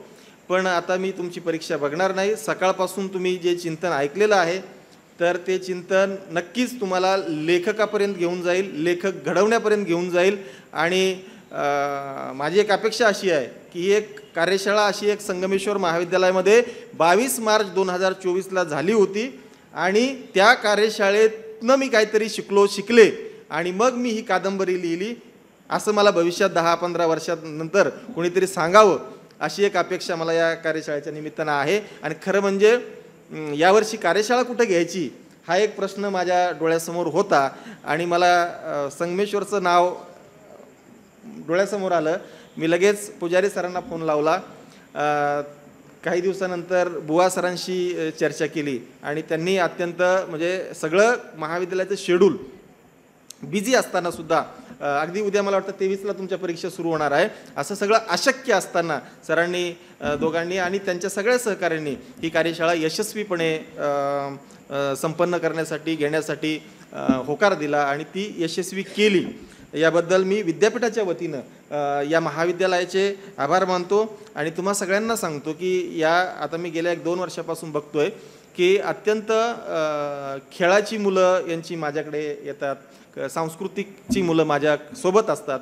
तर हे अत्यंत सुसंस्कृत असं महाविद्यालय आहे आणि इथल्या लोकांनी त्या मुलांवर इतके चांगले संस्कार केलेले आहे की जेव्हा ती माझी मुलं म्हणून मी बाहेर जिल्ह्याच्या बाहेर जेव्हा घेऊन जातो तेव्हा मला त्यांचा अभिमान वाटतो. हे मी जाहीरपणे तुम्हाला इथं सांगतो की अत्यंत सुसंस्कारी नम्र अशी मुलं, मग ती खेळाडू असू देत किंवा तुमची कलाकार सगळी मुलं असू देत, ही सगळी माझ्यासोबत गेल्या 2 वर्षापासून वेगवेगळ्या स्पर्धांच्या निमित्तानं बाहेर आहे. तसंच एक कॉलेज शिवाजी कॉलेज आहे बार्शीचं. तर अशी काही हाताच्या बोटावर मोजणे इतकी महाविद्यालय आपल्या जिल्ह्यामध्ये आहे की तिथल्या मुलांचा एक जो संस्कार आहे तो लगेच लक्षात येतो. तर सर्वांचे मी विद्यापीठाच्या वतीनं आभार मानतो आणि सगळ्यात महत्त्वाचा एक उल्लेख इथे मी करतो की आपल्या कार्यशाळेसाठी आपल्या विद्यापीठाचे सन्माननीय कुलगुरू प्राध्यापक प्रकाश महानवर सर हे येणार होते, पण आज इतकं सगळं टाईट शेड्यूल असल्यामुळे सर येऊ शकलेले नाही. पण मी जेव्हा सरांना म्हटलं, सरांनी पहिला प्रश्न मला विचारला की सर म्हटलं कार्यशाळा घ्यायची आहे, आमची एक पद्धत असते, आम्ही जेव्हा टिप्पणी तयार करतो आणि कोणत्या महाविद्यालयाला द्यायची ते रिकामं ठेवतो. मग ते भले आम्ही जरी सांगितलं तरी ते रिकामं ठेवतो. तर सर म्हटले कोणत्या महाविद्यालयात घ्यायची आहे? म्हटलं संगमेश्वर. एक शब्दही सर बोलले नाही, सरांनी लिहिलं आहे त्याच्यावर की संगमेश्वर. असं होत नाही, चर्चा होते, हे नको ते नको, म्हणजे असं बरंच काय काय आता हे फार तुम्हाला अंतर्गत सांगतोय मी. पण सरांनी लगेच सांगितलं की आपण इथं घेऊया आणि त्या पद्धतीने ही सगळी कार्यशाळा संपन्न झालेली आहे. या कार्यशाळेसाठी ज्यांचं ज्यांचं योगदान, ज्यांचं ज्यांचं सहकार्य आहे त्यांचे मी विद्यापीठाच्या वतीनं आभार मानतो आणि थांबतो. धन्यवाद.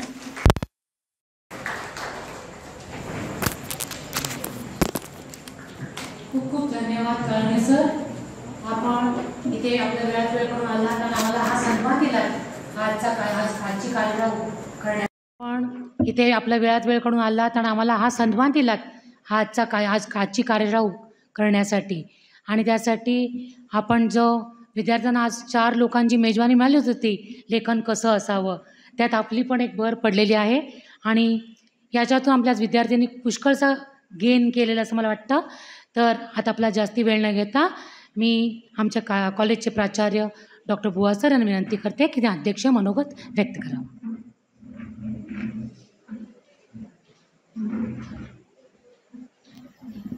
पुण्यश्लोक अहिल्यादेवी होळकर सोलापूर विद्यापीठाचे विद्यार्थी विकास विभागाचे संचालक आणि 2 किंवा 3 भेटीत मित्रत्वाचं नातं तयार झालेले केदारनाथ काळवणे सर, या कार्यशाळेचे समन्वयक आणि माझे सहकारी डॉक्टर सुहास पुजारी सर, उपस्थित सर्व विद्यार्थी आणि विशेषतः आवर्जून त्यांच्याबरोबर आलेले विविध वार्षिक अंकाचे संपादक. आत्ताच काळवणे सरांनी सांगितलं की परीक्षा त्यांची आहे, कारण अगदी ज्याला फॅग एंड म्हणतात इंग्लिशमध्ये त्या अवस्थेपर्यंत आलेलो आहोत. पवार सरांनी बेल दिली की काय मला शंका आली, बऱ्याच वेळेला अशी बेल दिली जाते जास्त वेळ बोलल्यानंतर. तंत्रज्ञानाचा तो भाग आहे. माझी परीक्षा तर अजून कठीण झाली. सर्टिफिकेट वाट बघतायत, मनं सगळी ऑलरेडी बाहेर गेलेली आहेत आणि मी तुम्हाला थांबवून ठेवण्याचा प्रयत्न करतो आहे. काही गोष्टी नुसतं कर्तव्य किंवा औपचारिकता म्हणून नव्हे, तर अतिशय आपुलकीनं केदारनाथ सरांनी ही कार्यशाळा आमच्या महाविद्यालयाला दिली. हा माणूस आतनं आणि बाहेरनं सारखाच आहे. मी फक्त 3 भेटीतलं निष्कर्ष म्हणत नाही, माझं मत सांगतोय. 3 वेळाच भेटलेलो आहे आयुष्यभरात त्या माणसाला, पण या माणसाचं नातं तयार झालं आणि ते कायमस्वरूपाचं आहे. किरकोळ गोष्टी, किरकोळ अडचणी या येत राहतात, पण पुजारी सर, मी आणि काळवणे सर जवळजवळ मला असं वाटतं रात्री 8:30 वाजता आपण निर्णय घेतला की आता कार्यशाळेमध्ये काय नेमकं करायचं. सकाळपासून पुन्हा आम्ही त्यांना त्रास दिलाच. ही सगळी प्रक्रिया घडताना विद्यार्थ्यांचं हित डोळ्यासमोर ठेवून त्यांनी ती आयोजित केली, हे सगळ्यात महत्त्वाचं आहे. मग आम्ही ठरवलं कितीही अडचणी येऊ आपण त्यातनं मार्ग काढू. मुद्दाम मी माननीय कुलगुरू महानवर सरांचं मनपूर्वक आभार मानतो आणि ऋण व्यक्त करतो, कारण त्यांनी ही कार्यशाळा आम्हाला उपलब्ध करून दिली असं म्हणूनच नव्हे, तर खास विद्यार्थ्यांसाठी दिली. मी सकाळपासून पाहतोय विद्यार्थी असे आनंदी दिसत आहेत. आमच्याकडे ती पद्धत असते कॉलेजपासून, ती थोडी शिस्त लावावी म्हणून असेल किंवा अनेक गोष्टी असतील. मुलं इकडं मुली इकडं, दोघंही मिक्स आहेत, जागा भरपूर आहे, व्यवस्थितपणे सगळे बसलेले आहेत. मला वाटतं तो मनस्वी आनंद असेल ना, मग भावना सहजपणे येतात. हडेलहप्पी करून आता लिही साहित्य, सर जसं मगाशी म्हणाले की रोज एक कविता लिहिलीच पाहिजे असं कंपल्शन करून ते येत नाही. इतक्या गोष्टी माझ्याही मनात आल्या. म्हणजे खरं तर काळवणे सरांनी कविता जेव्हा 2-3 कविता वाचून दाखवल्या अगदी उत्स्फूर्तपणे, मला वाटतं त्यांच्यातला लेखक कवी त्यांचा परिचय तुमचा झाला असेल. थोडंसं औपचारिकतेत आम्ही कमी पडलो. सकाळी ठरवलं होतं, परिचय त्यांचा करून देणं राहिलं. मला वाटतं त्यांच्या भाषणातनं तो झालेलाच आहे, पण ते मनाने कवी आहेत. विद्यापीठासारख्या अजस्त्र यंत्रणेत राहून कवित्व जपणारा माणूस मला वाटतं विरळात दिसतोय. कवित्व संपत जातं, काय अडचणी असतात त्यांचं त्यांनाच माहिती आहे. अनेक वेळा आम्ही एकमेकांशी शेअर करतो, पण त्यातनं जे एक भान राहतं की समाजासाठी काहीतरी आपण देणं लागतो, मला वाटतं त्या भावनेतून कुठल्याही कार्यक्रमाला, म्हणजे आत्ता त्यांना विचारलं, ते म्हणाले की कुलगुरू साहेब आणि सकाळी कोरे सर आपल्याबरोबर होते, कमीत कमी रात्री 8 वाजेपर्यंत ती बैठक चालणार आहे मॅनेजमेंट काउन्सिलची. सगळं तुमच्या हितासाठी, विद्यार्थ्यांच्या हितासाठी ती चर्चा असते. इतक्या गंभीर गोष्टी असतात की कधी कधी वाटायला लागतं की असले कार्यक्रम करणं शक्यच नाही. पण केदारनाथ सरांसारखा माणूस, त्याने मला मागे एकदा सांगितलेलं आठवते, मला वाटतं पहिल्याच भेटीत सर आपण बोललो होतो, युवक महोत्सवाच्या वेळी येऊन मला भेटा म्हणले. डोक्यावर बर्फाची लादी ठेवून बसलेला असतो, काय काय ऐकायला मिळतं. म्हणजे प्रतिमा मगाशी त्यांनी उल्लेख केला ना, त्यांची प्रतिमा काय असते, त्यांच्या आधी कोरे सर होते, त्यामुळे आम्हाला दीर्घकाळचे अनुभव ऐकायला असे मिळतात. इतक्या भयान वाटाव्या अशा अवस्थेत केदारनाथ सरांनी हे सगळं जपून ठेवणं. जसं पुजारी सरांनी फुलांची उपमा दिली, कोमेजली नाही आहेत फुलं अजून, ते फूल किंवा ज्याला आपण फूल म्हणण्यापेक्षा माझ्या भाषेत बोलायचं झालं, तो टवटवीतपणा, तो ताजेपणा कुठून येतो, तर मला वाटतं ते उत्तर कार्यशाळेच्या यशस्वीतेमधनं आहे, साहित्यातनं येतो. ते साहित्य म्हणजे मी अनेक मोह पडतायत सर, म्हणजे तुम्ही जसं बोलला साहित्य हे संवादासाठीच असतं, हे तर आज सिद्ध झालं आहे. कारण इतके जण बोलतायत, ऐकतायत, प्रश्नही अनेक आले. आयडिओलॉजीचा प्रश्न मुद्दाम सरांनी त्याचा उल्लेख केला. मेटकरी सर अर्थशास्त्राचं म्हणल्यानंतर थोडंसं रागावले. मी सरांना म्हणलं आणि लोहार सरांशी बोलणं माझं झालं होतं, ती उत्स्फूर्त प्रतिक्रिया आहे. सर आपण ते स्वातंत्र्य मान्य करू, लेखकाचं स्वातंत्र्य आहे. नेवाड्यांची आठवण त्यांनी काढली, त्याच्यावरती PhD केलेली आहे. त्याच्यावरूनच लक्षात आलं, सांगवीकर आठवले, कॉलेजच्या जीवनात वाचलेले, रेम्या डोक्याचा संदर्भ आठवला, अनेक संदर्भ आहेत. म्हणजे ते एकदा त्या जगात गेलं, कोसला, बिडार, झूल, हिंदूंचाही उल्लेख तुम्ही केला. आता अचानक मला लक्षात आलं, लोहार सरांची आणि माझी 3 महिन्यापूर्वी भेट झालेली होती. ते नातं असं अचानक जुळतं. तुम्ही औपचारिकतेतनं आता आपण मैत्री करू, how to win friends and काय इन्फ्लुएन्स अदर्स, अशाने ते होत नाही. हे सगळ्यांच्या लेखनात म्हणजे बोलण्यातनं ते आलेलंच होतं. ठरवून साहित्य निर्मिती होत नाही. आपण जो प्रश्न विचारला, मुद्दा मी प्रातिनिधिक म्हणून उल्लेख करतो की असं आत्ता वाटतं की नाही, आता साहित्य निर्मिती होत नाही. सरांनी उत्तर त्याचं दिलेलं होतं आणि उत्तर असं या कार्यशाळेतच मिळतं असं नाही, तुमच्या जीवनात नाही मिळू शकतं हेही त्यांनी सांगितलं. लोहार सरांसारखंच मला ज्ञानेश्वर जाधवरांचं, मी म्हणालो सकाळी, तुम्हाला आठवत असेल की 2 वक्ते, राजशेखर शिंदे सरांची अगदी चांगली ज्येष्ठ असले तरी ज्येष्ठ मित्र म्हणून उल्लेख केला. शिरीष देखणेंशी मी बोललो, कारण नाटककार म्हणून आमच्या कॉलेजच्या अनेक विद्यार्थ्यांनी त्यांच्या संहितेच्या परवानगीसाठी अनेक वेळा मी पत्र दिलेले आहेत, युवक महोत्सवाचा जर आपण टीम मॅनेजर म्हणून. देखणे सर या कॉलेजचे विद्यार्थी, शिंदे सरही याच कॉलेजमध्ये होते. त्याच्या आठवणी जेवताना त्यांनी सांगितल्या, देखणे सर जेव्हा कॉलेज सोडून गेले तेव्हा मी 3 वर्षाचा होतो. एवढा ज्येष्ठ माणूस, त्यानंतर शिंदे सरांसारखे ज्याला आपण मध्यम वयातले म्हणूया किंवा माझ्या बरोबरीचे, त्यानंतर लोहार सर किंवा जाधवर सर आणि माझे PhDच्या गाईड राजेश्वरी देशपांडे मॅडम, त्यांनी एकत्र EPWमध्ये लेख लिहिल्याचं नवीन एक नातं मला आज जोडता आलं. पुणे विद्यापीठ किंवा ज्याला आपण म्हणतो की अनेक वेगवेगळ्या क्षेत्रामध्ये, मी क्षेत्राची मर्यादा मानत नाही, ते मूळ बार्शीचे, लोहार सरांचा असाच त्या अजित शहांच्या कार्यक्रमात भेट झालेली, कितीतरी नाती जोडता आली. मला वाटतं हेही या कार्यशाळेचं यश आहे. मला तुमच्या प्रत्येकाची नावं माहिती नाहीत, पण मी खात्रीनं सांगू शकतो की आपलं नातं आता पक्कं झालेलं आहे. एक कार्यशाळेतनं हे होणार नाही. पुढच्या वेळी विद्यापीठाची कार्यशाळा कुठे घ्यायची त्याचा विचार काळवणे सरांचा आजच मनात सुरू झालेला आहे. सोनवणे सरांसारखे त्यांचे सहकारी त्याची तयारी करतील. मगाशी माझा विद्यार्थीच होता याच कॉलेजचा, ते सारखं फ्लॅश मारत होता. त्या पवार सरांनी समोर ते मोबाईल ठेवला आहे. भीती अशी वाटते, म्हणजे किरण सदाफुले असेल किंवा संतोष पवार असतील, संतोष पवारही याच कॉलेजचे विद्यार्थी, पण ते कॅमेरा दिसला, ते फ्लॅश दिसला, असे डोळे मिटतात. 1, 2, 3, 4 फोटो काढलेले बघत असाल तुम्ही, कंटाळा आला की तिकडे बघता, इकडं तिकडं. मला वाटायला लागलं की आता हे बोलायला उभं राहायला लागलो आणि हा जर फोटो फ्लॅश मारायला लागला तर बोलता येणं अवघड आहे. कॅमेऱ्यासमोर बोलणं वेगळी कला आहे. मला वाटतं ती सुद्धा आपण हळूहळू विकसित करू. म्हणजे कितीतरी विषय आहेत. आर्टिफिशियल इंटेलिजन्सचा उल्लेख झाला दोघांच्या, मला वाटतं संवादामधनं ते आलेलं होतं. सर जसं आत्ता काळवणे सर म्हणाले, कवितासुद्धा थोडंसं प्रेम टाका, थोडंसं दुःख टाका, थोडीशी हुरहुर टाका, असं मिक्स करून त्या AIला किंवा ChatGPTला सांगितलं तर कविता पण चांगली करून देऊ शकतो. पण ते निर्माण केल्या माणसानेच हे आपल्याला माहिती आहे. पण त्याच्यात जिवंतपणा नसणार हे उघड आहे. असं जरी मी म्हणत असलो तरी तुमची पिढी त्या रील्सवरती अवलंबून आहे. मगाशी सरांनी उल्लेख केलेला मला माहिती की ते रील्समध्ये कोणी बघत नाही आहे. मोबाईल चालूच आहे, इथंही मोबाईल आहे. मी मेसेज बघितले, मॅनेजमेंटचे 2 मेसेज आले, उद्याच्या परीक्षेचं काय झालं जरा कळवा आम्हाला. 4 परीक्षा विभागातनं मेसेज आले, यातले बरेचसे जण, विटेकर सर आमचे कॅबचे डायरेक्टर आहेत, त्यांची निवड झाली का नाही, आता इथून दिलं की तेच करायचं आहे. आत्ता काळवणे सरांनी मगाशी उल्लेख केला तुकोबांचा. तुकोबांनी प्रसिद्धीसाठी कधीच लिहिलं नव्हतं, पण सृजन रंग ही स्पर्धा आहे आणि त्या स्पर्धेसाठी आपल्याला लिहावं लागणारच आहे, हेही वास्तव आहे. कुठंतरी वास्तव आणि आदर्श यातला मेळ घालायचा आणि त्यातनं आपल्याला मार्गक्रमण करायचं आहे. मला वाटतं बोलण्यासारखं भरपूर आहे. फक्त मी एकच सांगू शकेन की या सगळ्यांना जोडणारं साहित्य आणि त्याच्याविषयीची मनापासूनची आपुलकीची भावना विद्यापीठानं आणि विद्यापीठाच्या रूपानं केदारनाथ काळवणे सरांनी इथं स्पष्ट केली. आणि ती गरज किती आहे अजूनही मला दिसतंय.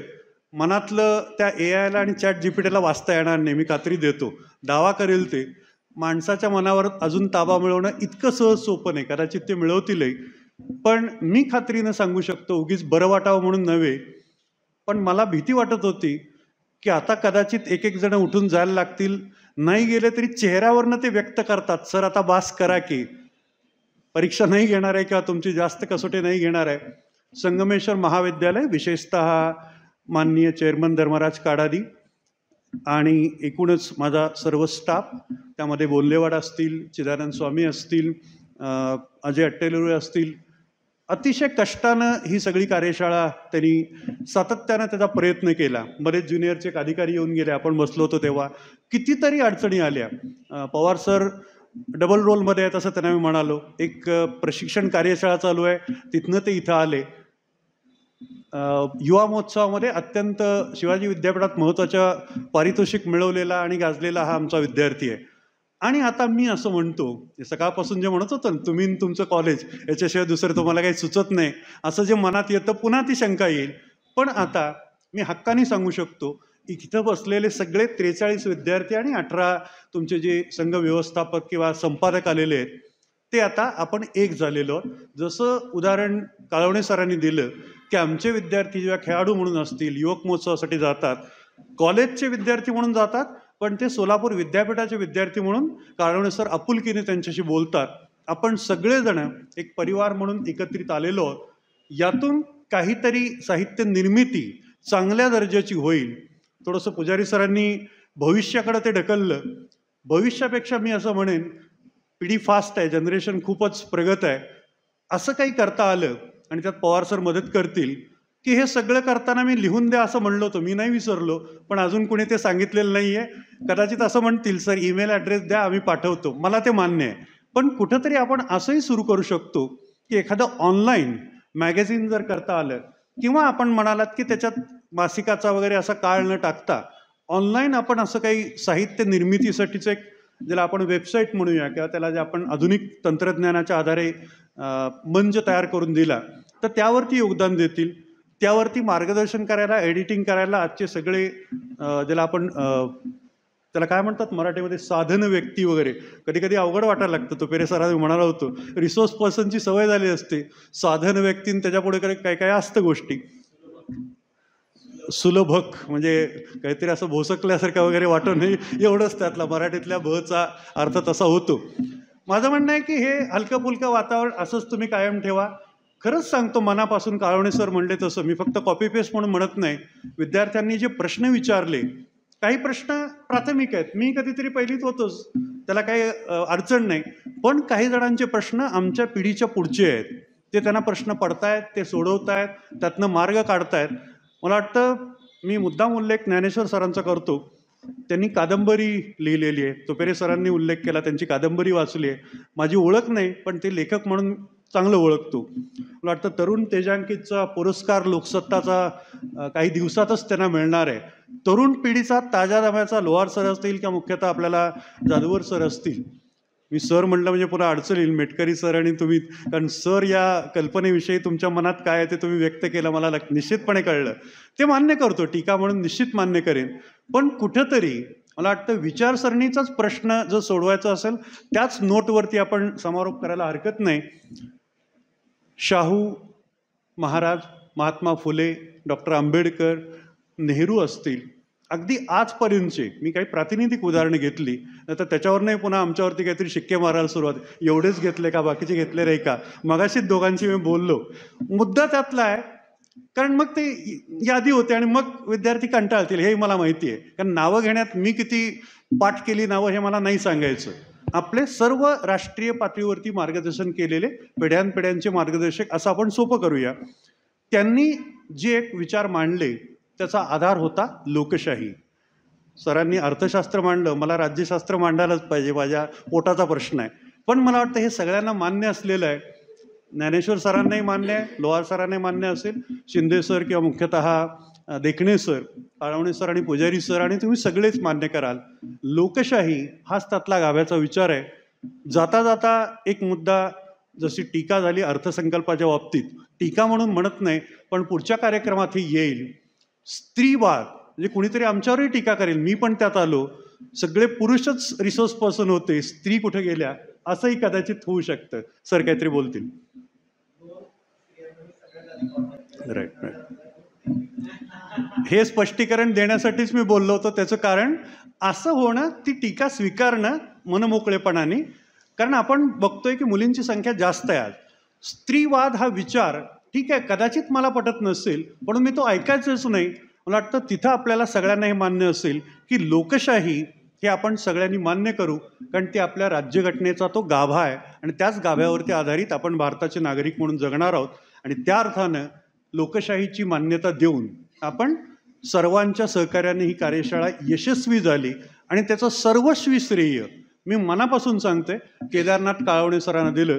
केदारनाथ नावाचा उल्लेख केला, अतिशय पवित्र स्थान आहे. तिथं गेलात, विशेषतः उन्हाळ्यात जातात. हा उन्हाळा सुसह्य केला आणि त्याच्या पुढं मगाशी त्यांनी सांगितलं की केदारनाथ अतिशय म्हणजे ज्याला आपण बर्फाच्या लादीचा मगाशी उल्लेख केला, त्यांच्या डोक्यात गंगा असते असं आपण मानतो देव म्हणून, किंवा ज्याला आपण मगाशी त्याचेही उल्लेख झाले असतील. पण या सगळ्यांमधनं अतिशय कठीण अवस्थेमध्ये ही कार्यशाळा त्यांनी घेतली. खरंच ते कौशल्य वाखाणण्यासारखं आहे आणि ते आपण घेऊन एकत्रित जाऊ. शेवटी तुमच्या लिखाणात पण शिस्त लागेल. एवढ्या सगळ्या गदारोळात 2-3 गोष्टी मी सांगू शकत नाही. काय अवस्थेतनं ते गेलेत, त्यांच्या शेजारी काय घडलंय, विद्यापीठात काय घडतंय, कॉलेजमध्ये काय घडतंय, आमच्या कॉलेजमध्ये सकाळी काय घडलं होतं हे जर सांगायला लागलो तर परिस्थिती सगळीच हाताबाहेर गेल्यासारखी वाटेल. पण अशा परिस्थितीत दीपस्तंभासारखं साहित्य आपल्याला मदत करतं. मला वाटतं एवढ्याच मुद्द्यावरती मी थांबतो. पुन्हा एकदा केदारनाथ काळवणे सर, त्यांचे सगळे सहकारी आणि विद्यापीठाचे मनापासून ऋण व्यक्त करतो आणि अशी कार्यशाळा वारंवार आमच्या कॉलेजमध्ये किंवा कुठल्याही कॉलेजमध्ये आयोजित करा असं मनापासून सांगतो. धन्यवाद.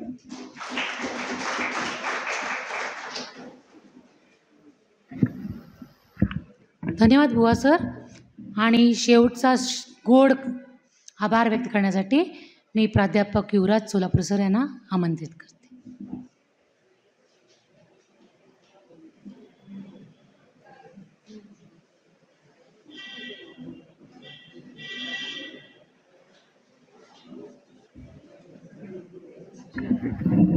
नमस्कार, मी युवराज सोलापुरे. आजच्या एकदिवसीय लेखन कार्यशाळेचा आभार मानण्यासाठी मी उपस्थित आहे.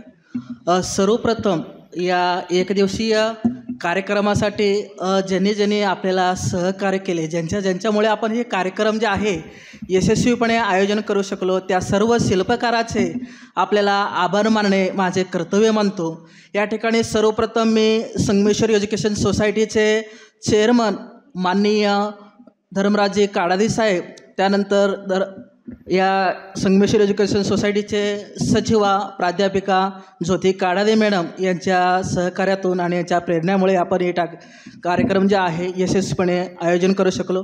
त्यानंतर आपण जे आहे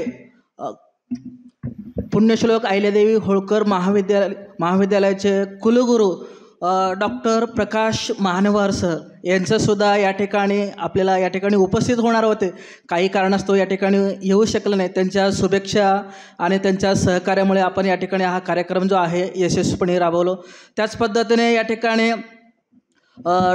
माननीय डॉक्टर केदार काळवणे सर, विद्यार्थी संचालक मंडळाचे जे आहे पुण्यश्लोक अहिल्यादेवी होळकर सोलापूर विद्यापीठाचे, यांचे सहकार्य असेल, यांचे मार्गदर्शन असेल, यांच्यानुसार आपण हा कार्यक्रम यशस्वीपणे या ठिकाणी आपण यशस्वी केले. त्यामुळे त्यांचासुद्धा मी आभार मानतो.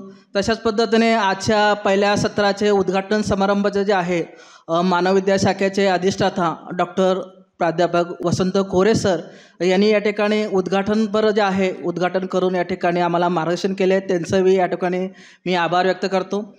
तशाच पद्धतीने या ठिकाणी जे आहे आपल्या महाविद्यालयाचे माननीय प्राचार्य डॉक्टर ऋतुराज बुवा सरांचासुद्धा या ठिकाणी आपल्याला सहकार्य असेल, मोलाचं मार्गदर्शन असेल हे लाभलेलं आहे. त्यामुळे त्यांचंसुद्धा मी या ठिकाणी मनस्वी आभार व्यक्त करतो.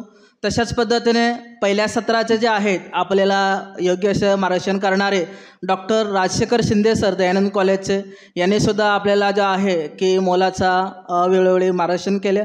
त्यामुळे त्यांचासुद्धा मी आभारी आहे.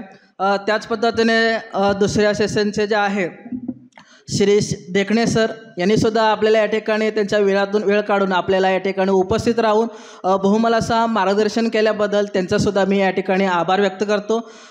पहिल्या सत्राचे जे आहेत अध्यक्षस्थान स्वीकारणारे आपल्या डॉक्टर नंदा साठे मॅडम यांनीसुद्धा आपल्याला या ठिकाणी उपस्थित राहून या ठिकाणी आपल्या कार्यक्रमाला शोभा वाढवले. तसेच त्यामुळे त्यांचासुद्धा मी आभार व्यक्त करतो.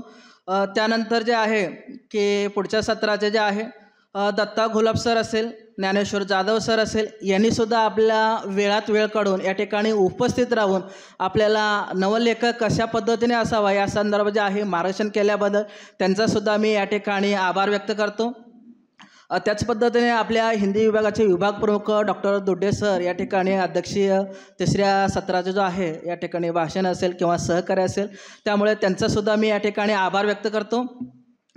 तशाच पद्धतीने हे सर्व घडवण्यासाठी की ज्यांचा आपल्याला जे आहे की मोलाचा मार्गदर्शन असेल की या कार्यक्रमाचा जो समन्वयक म्हणून आपण महाविद्यालयाचे उपप्राचार्य प्राध्यापक डॉक्टर सुहास पुजारी सरांचा अत्यंत मोलाचा जे आहे या ठिकाणी हा कार्यक्रम यशस्वी करण्यासाठी त्यांचा मार्गदर्शन, त्यांचं दडपण या सर्वासाठी मी त्यांचासुद्धा या ठिकाणी आभार व्यक्त करतो की ज्यांच्यामुळे आपण कार्यक्रम जे आहे यशस्वीपणे पार पाडू शकलो.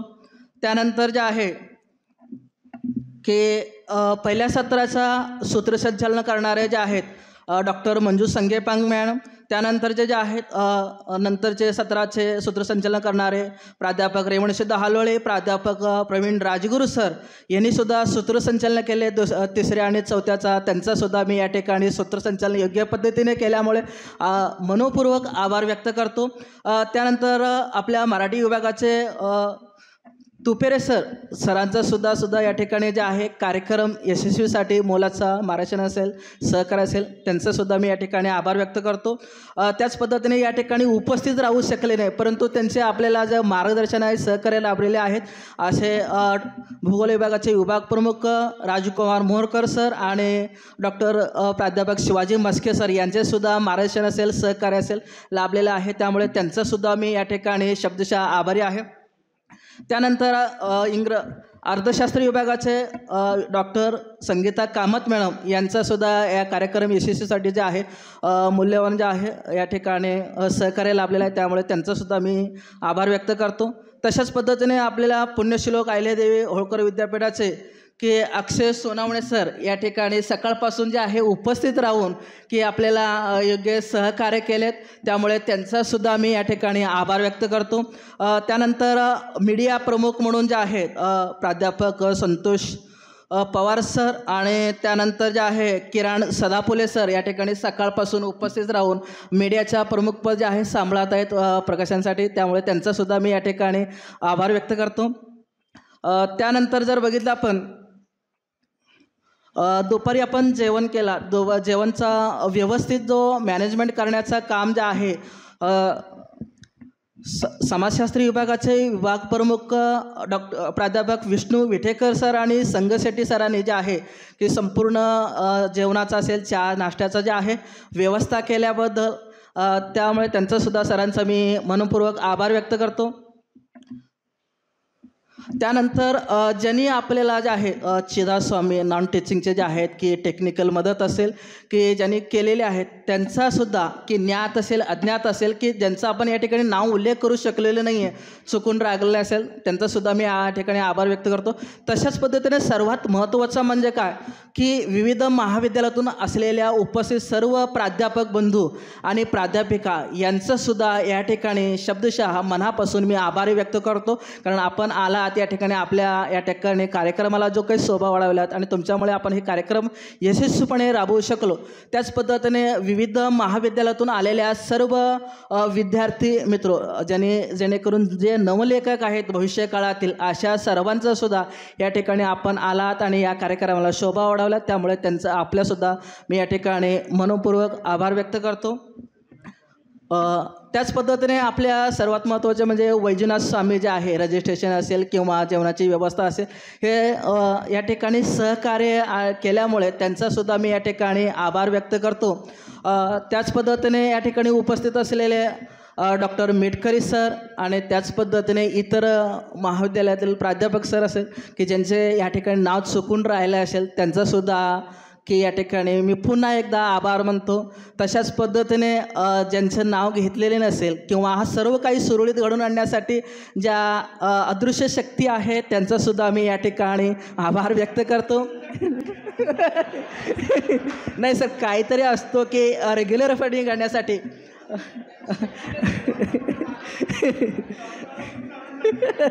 ओके असेल. अशा पद्धतीने आपण या ठिकाणी पुन्हा एकदा आभार यानंतर या ठिकाणी मी अध्यक्षाच्या पूर्वपरवानगीने कार्यक्रम संपला असा जाहीर करतो. आपण पाहत आहात संगमेश्वर कॉलेज सोलापूरचं YouTube चॅनल.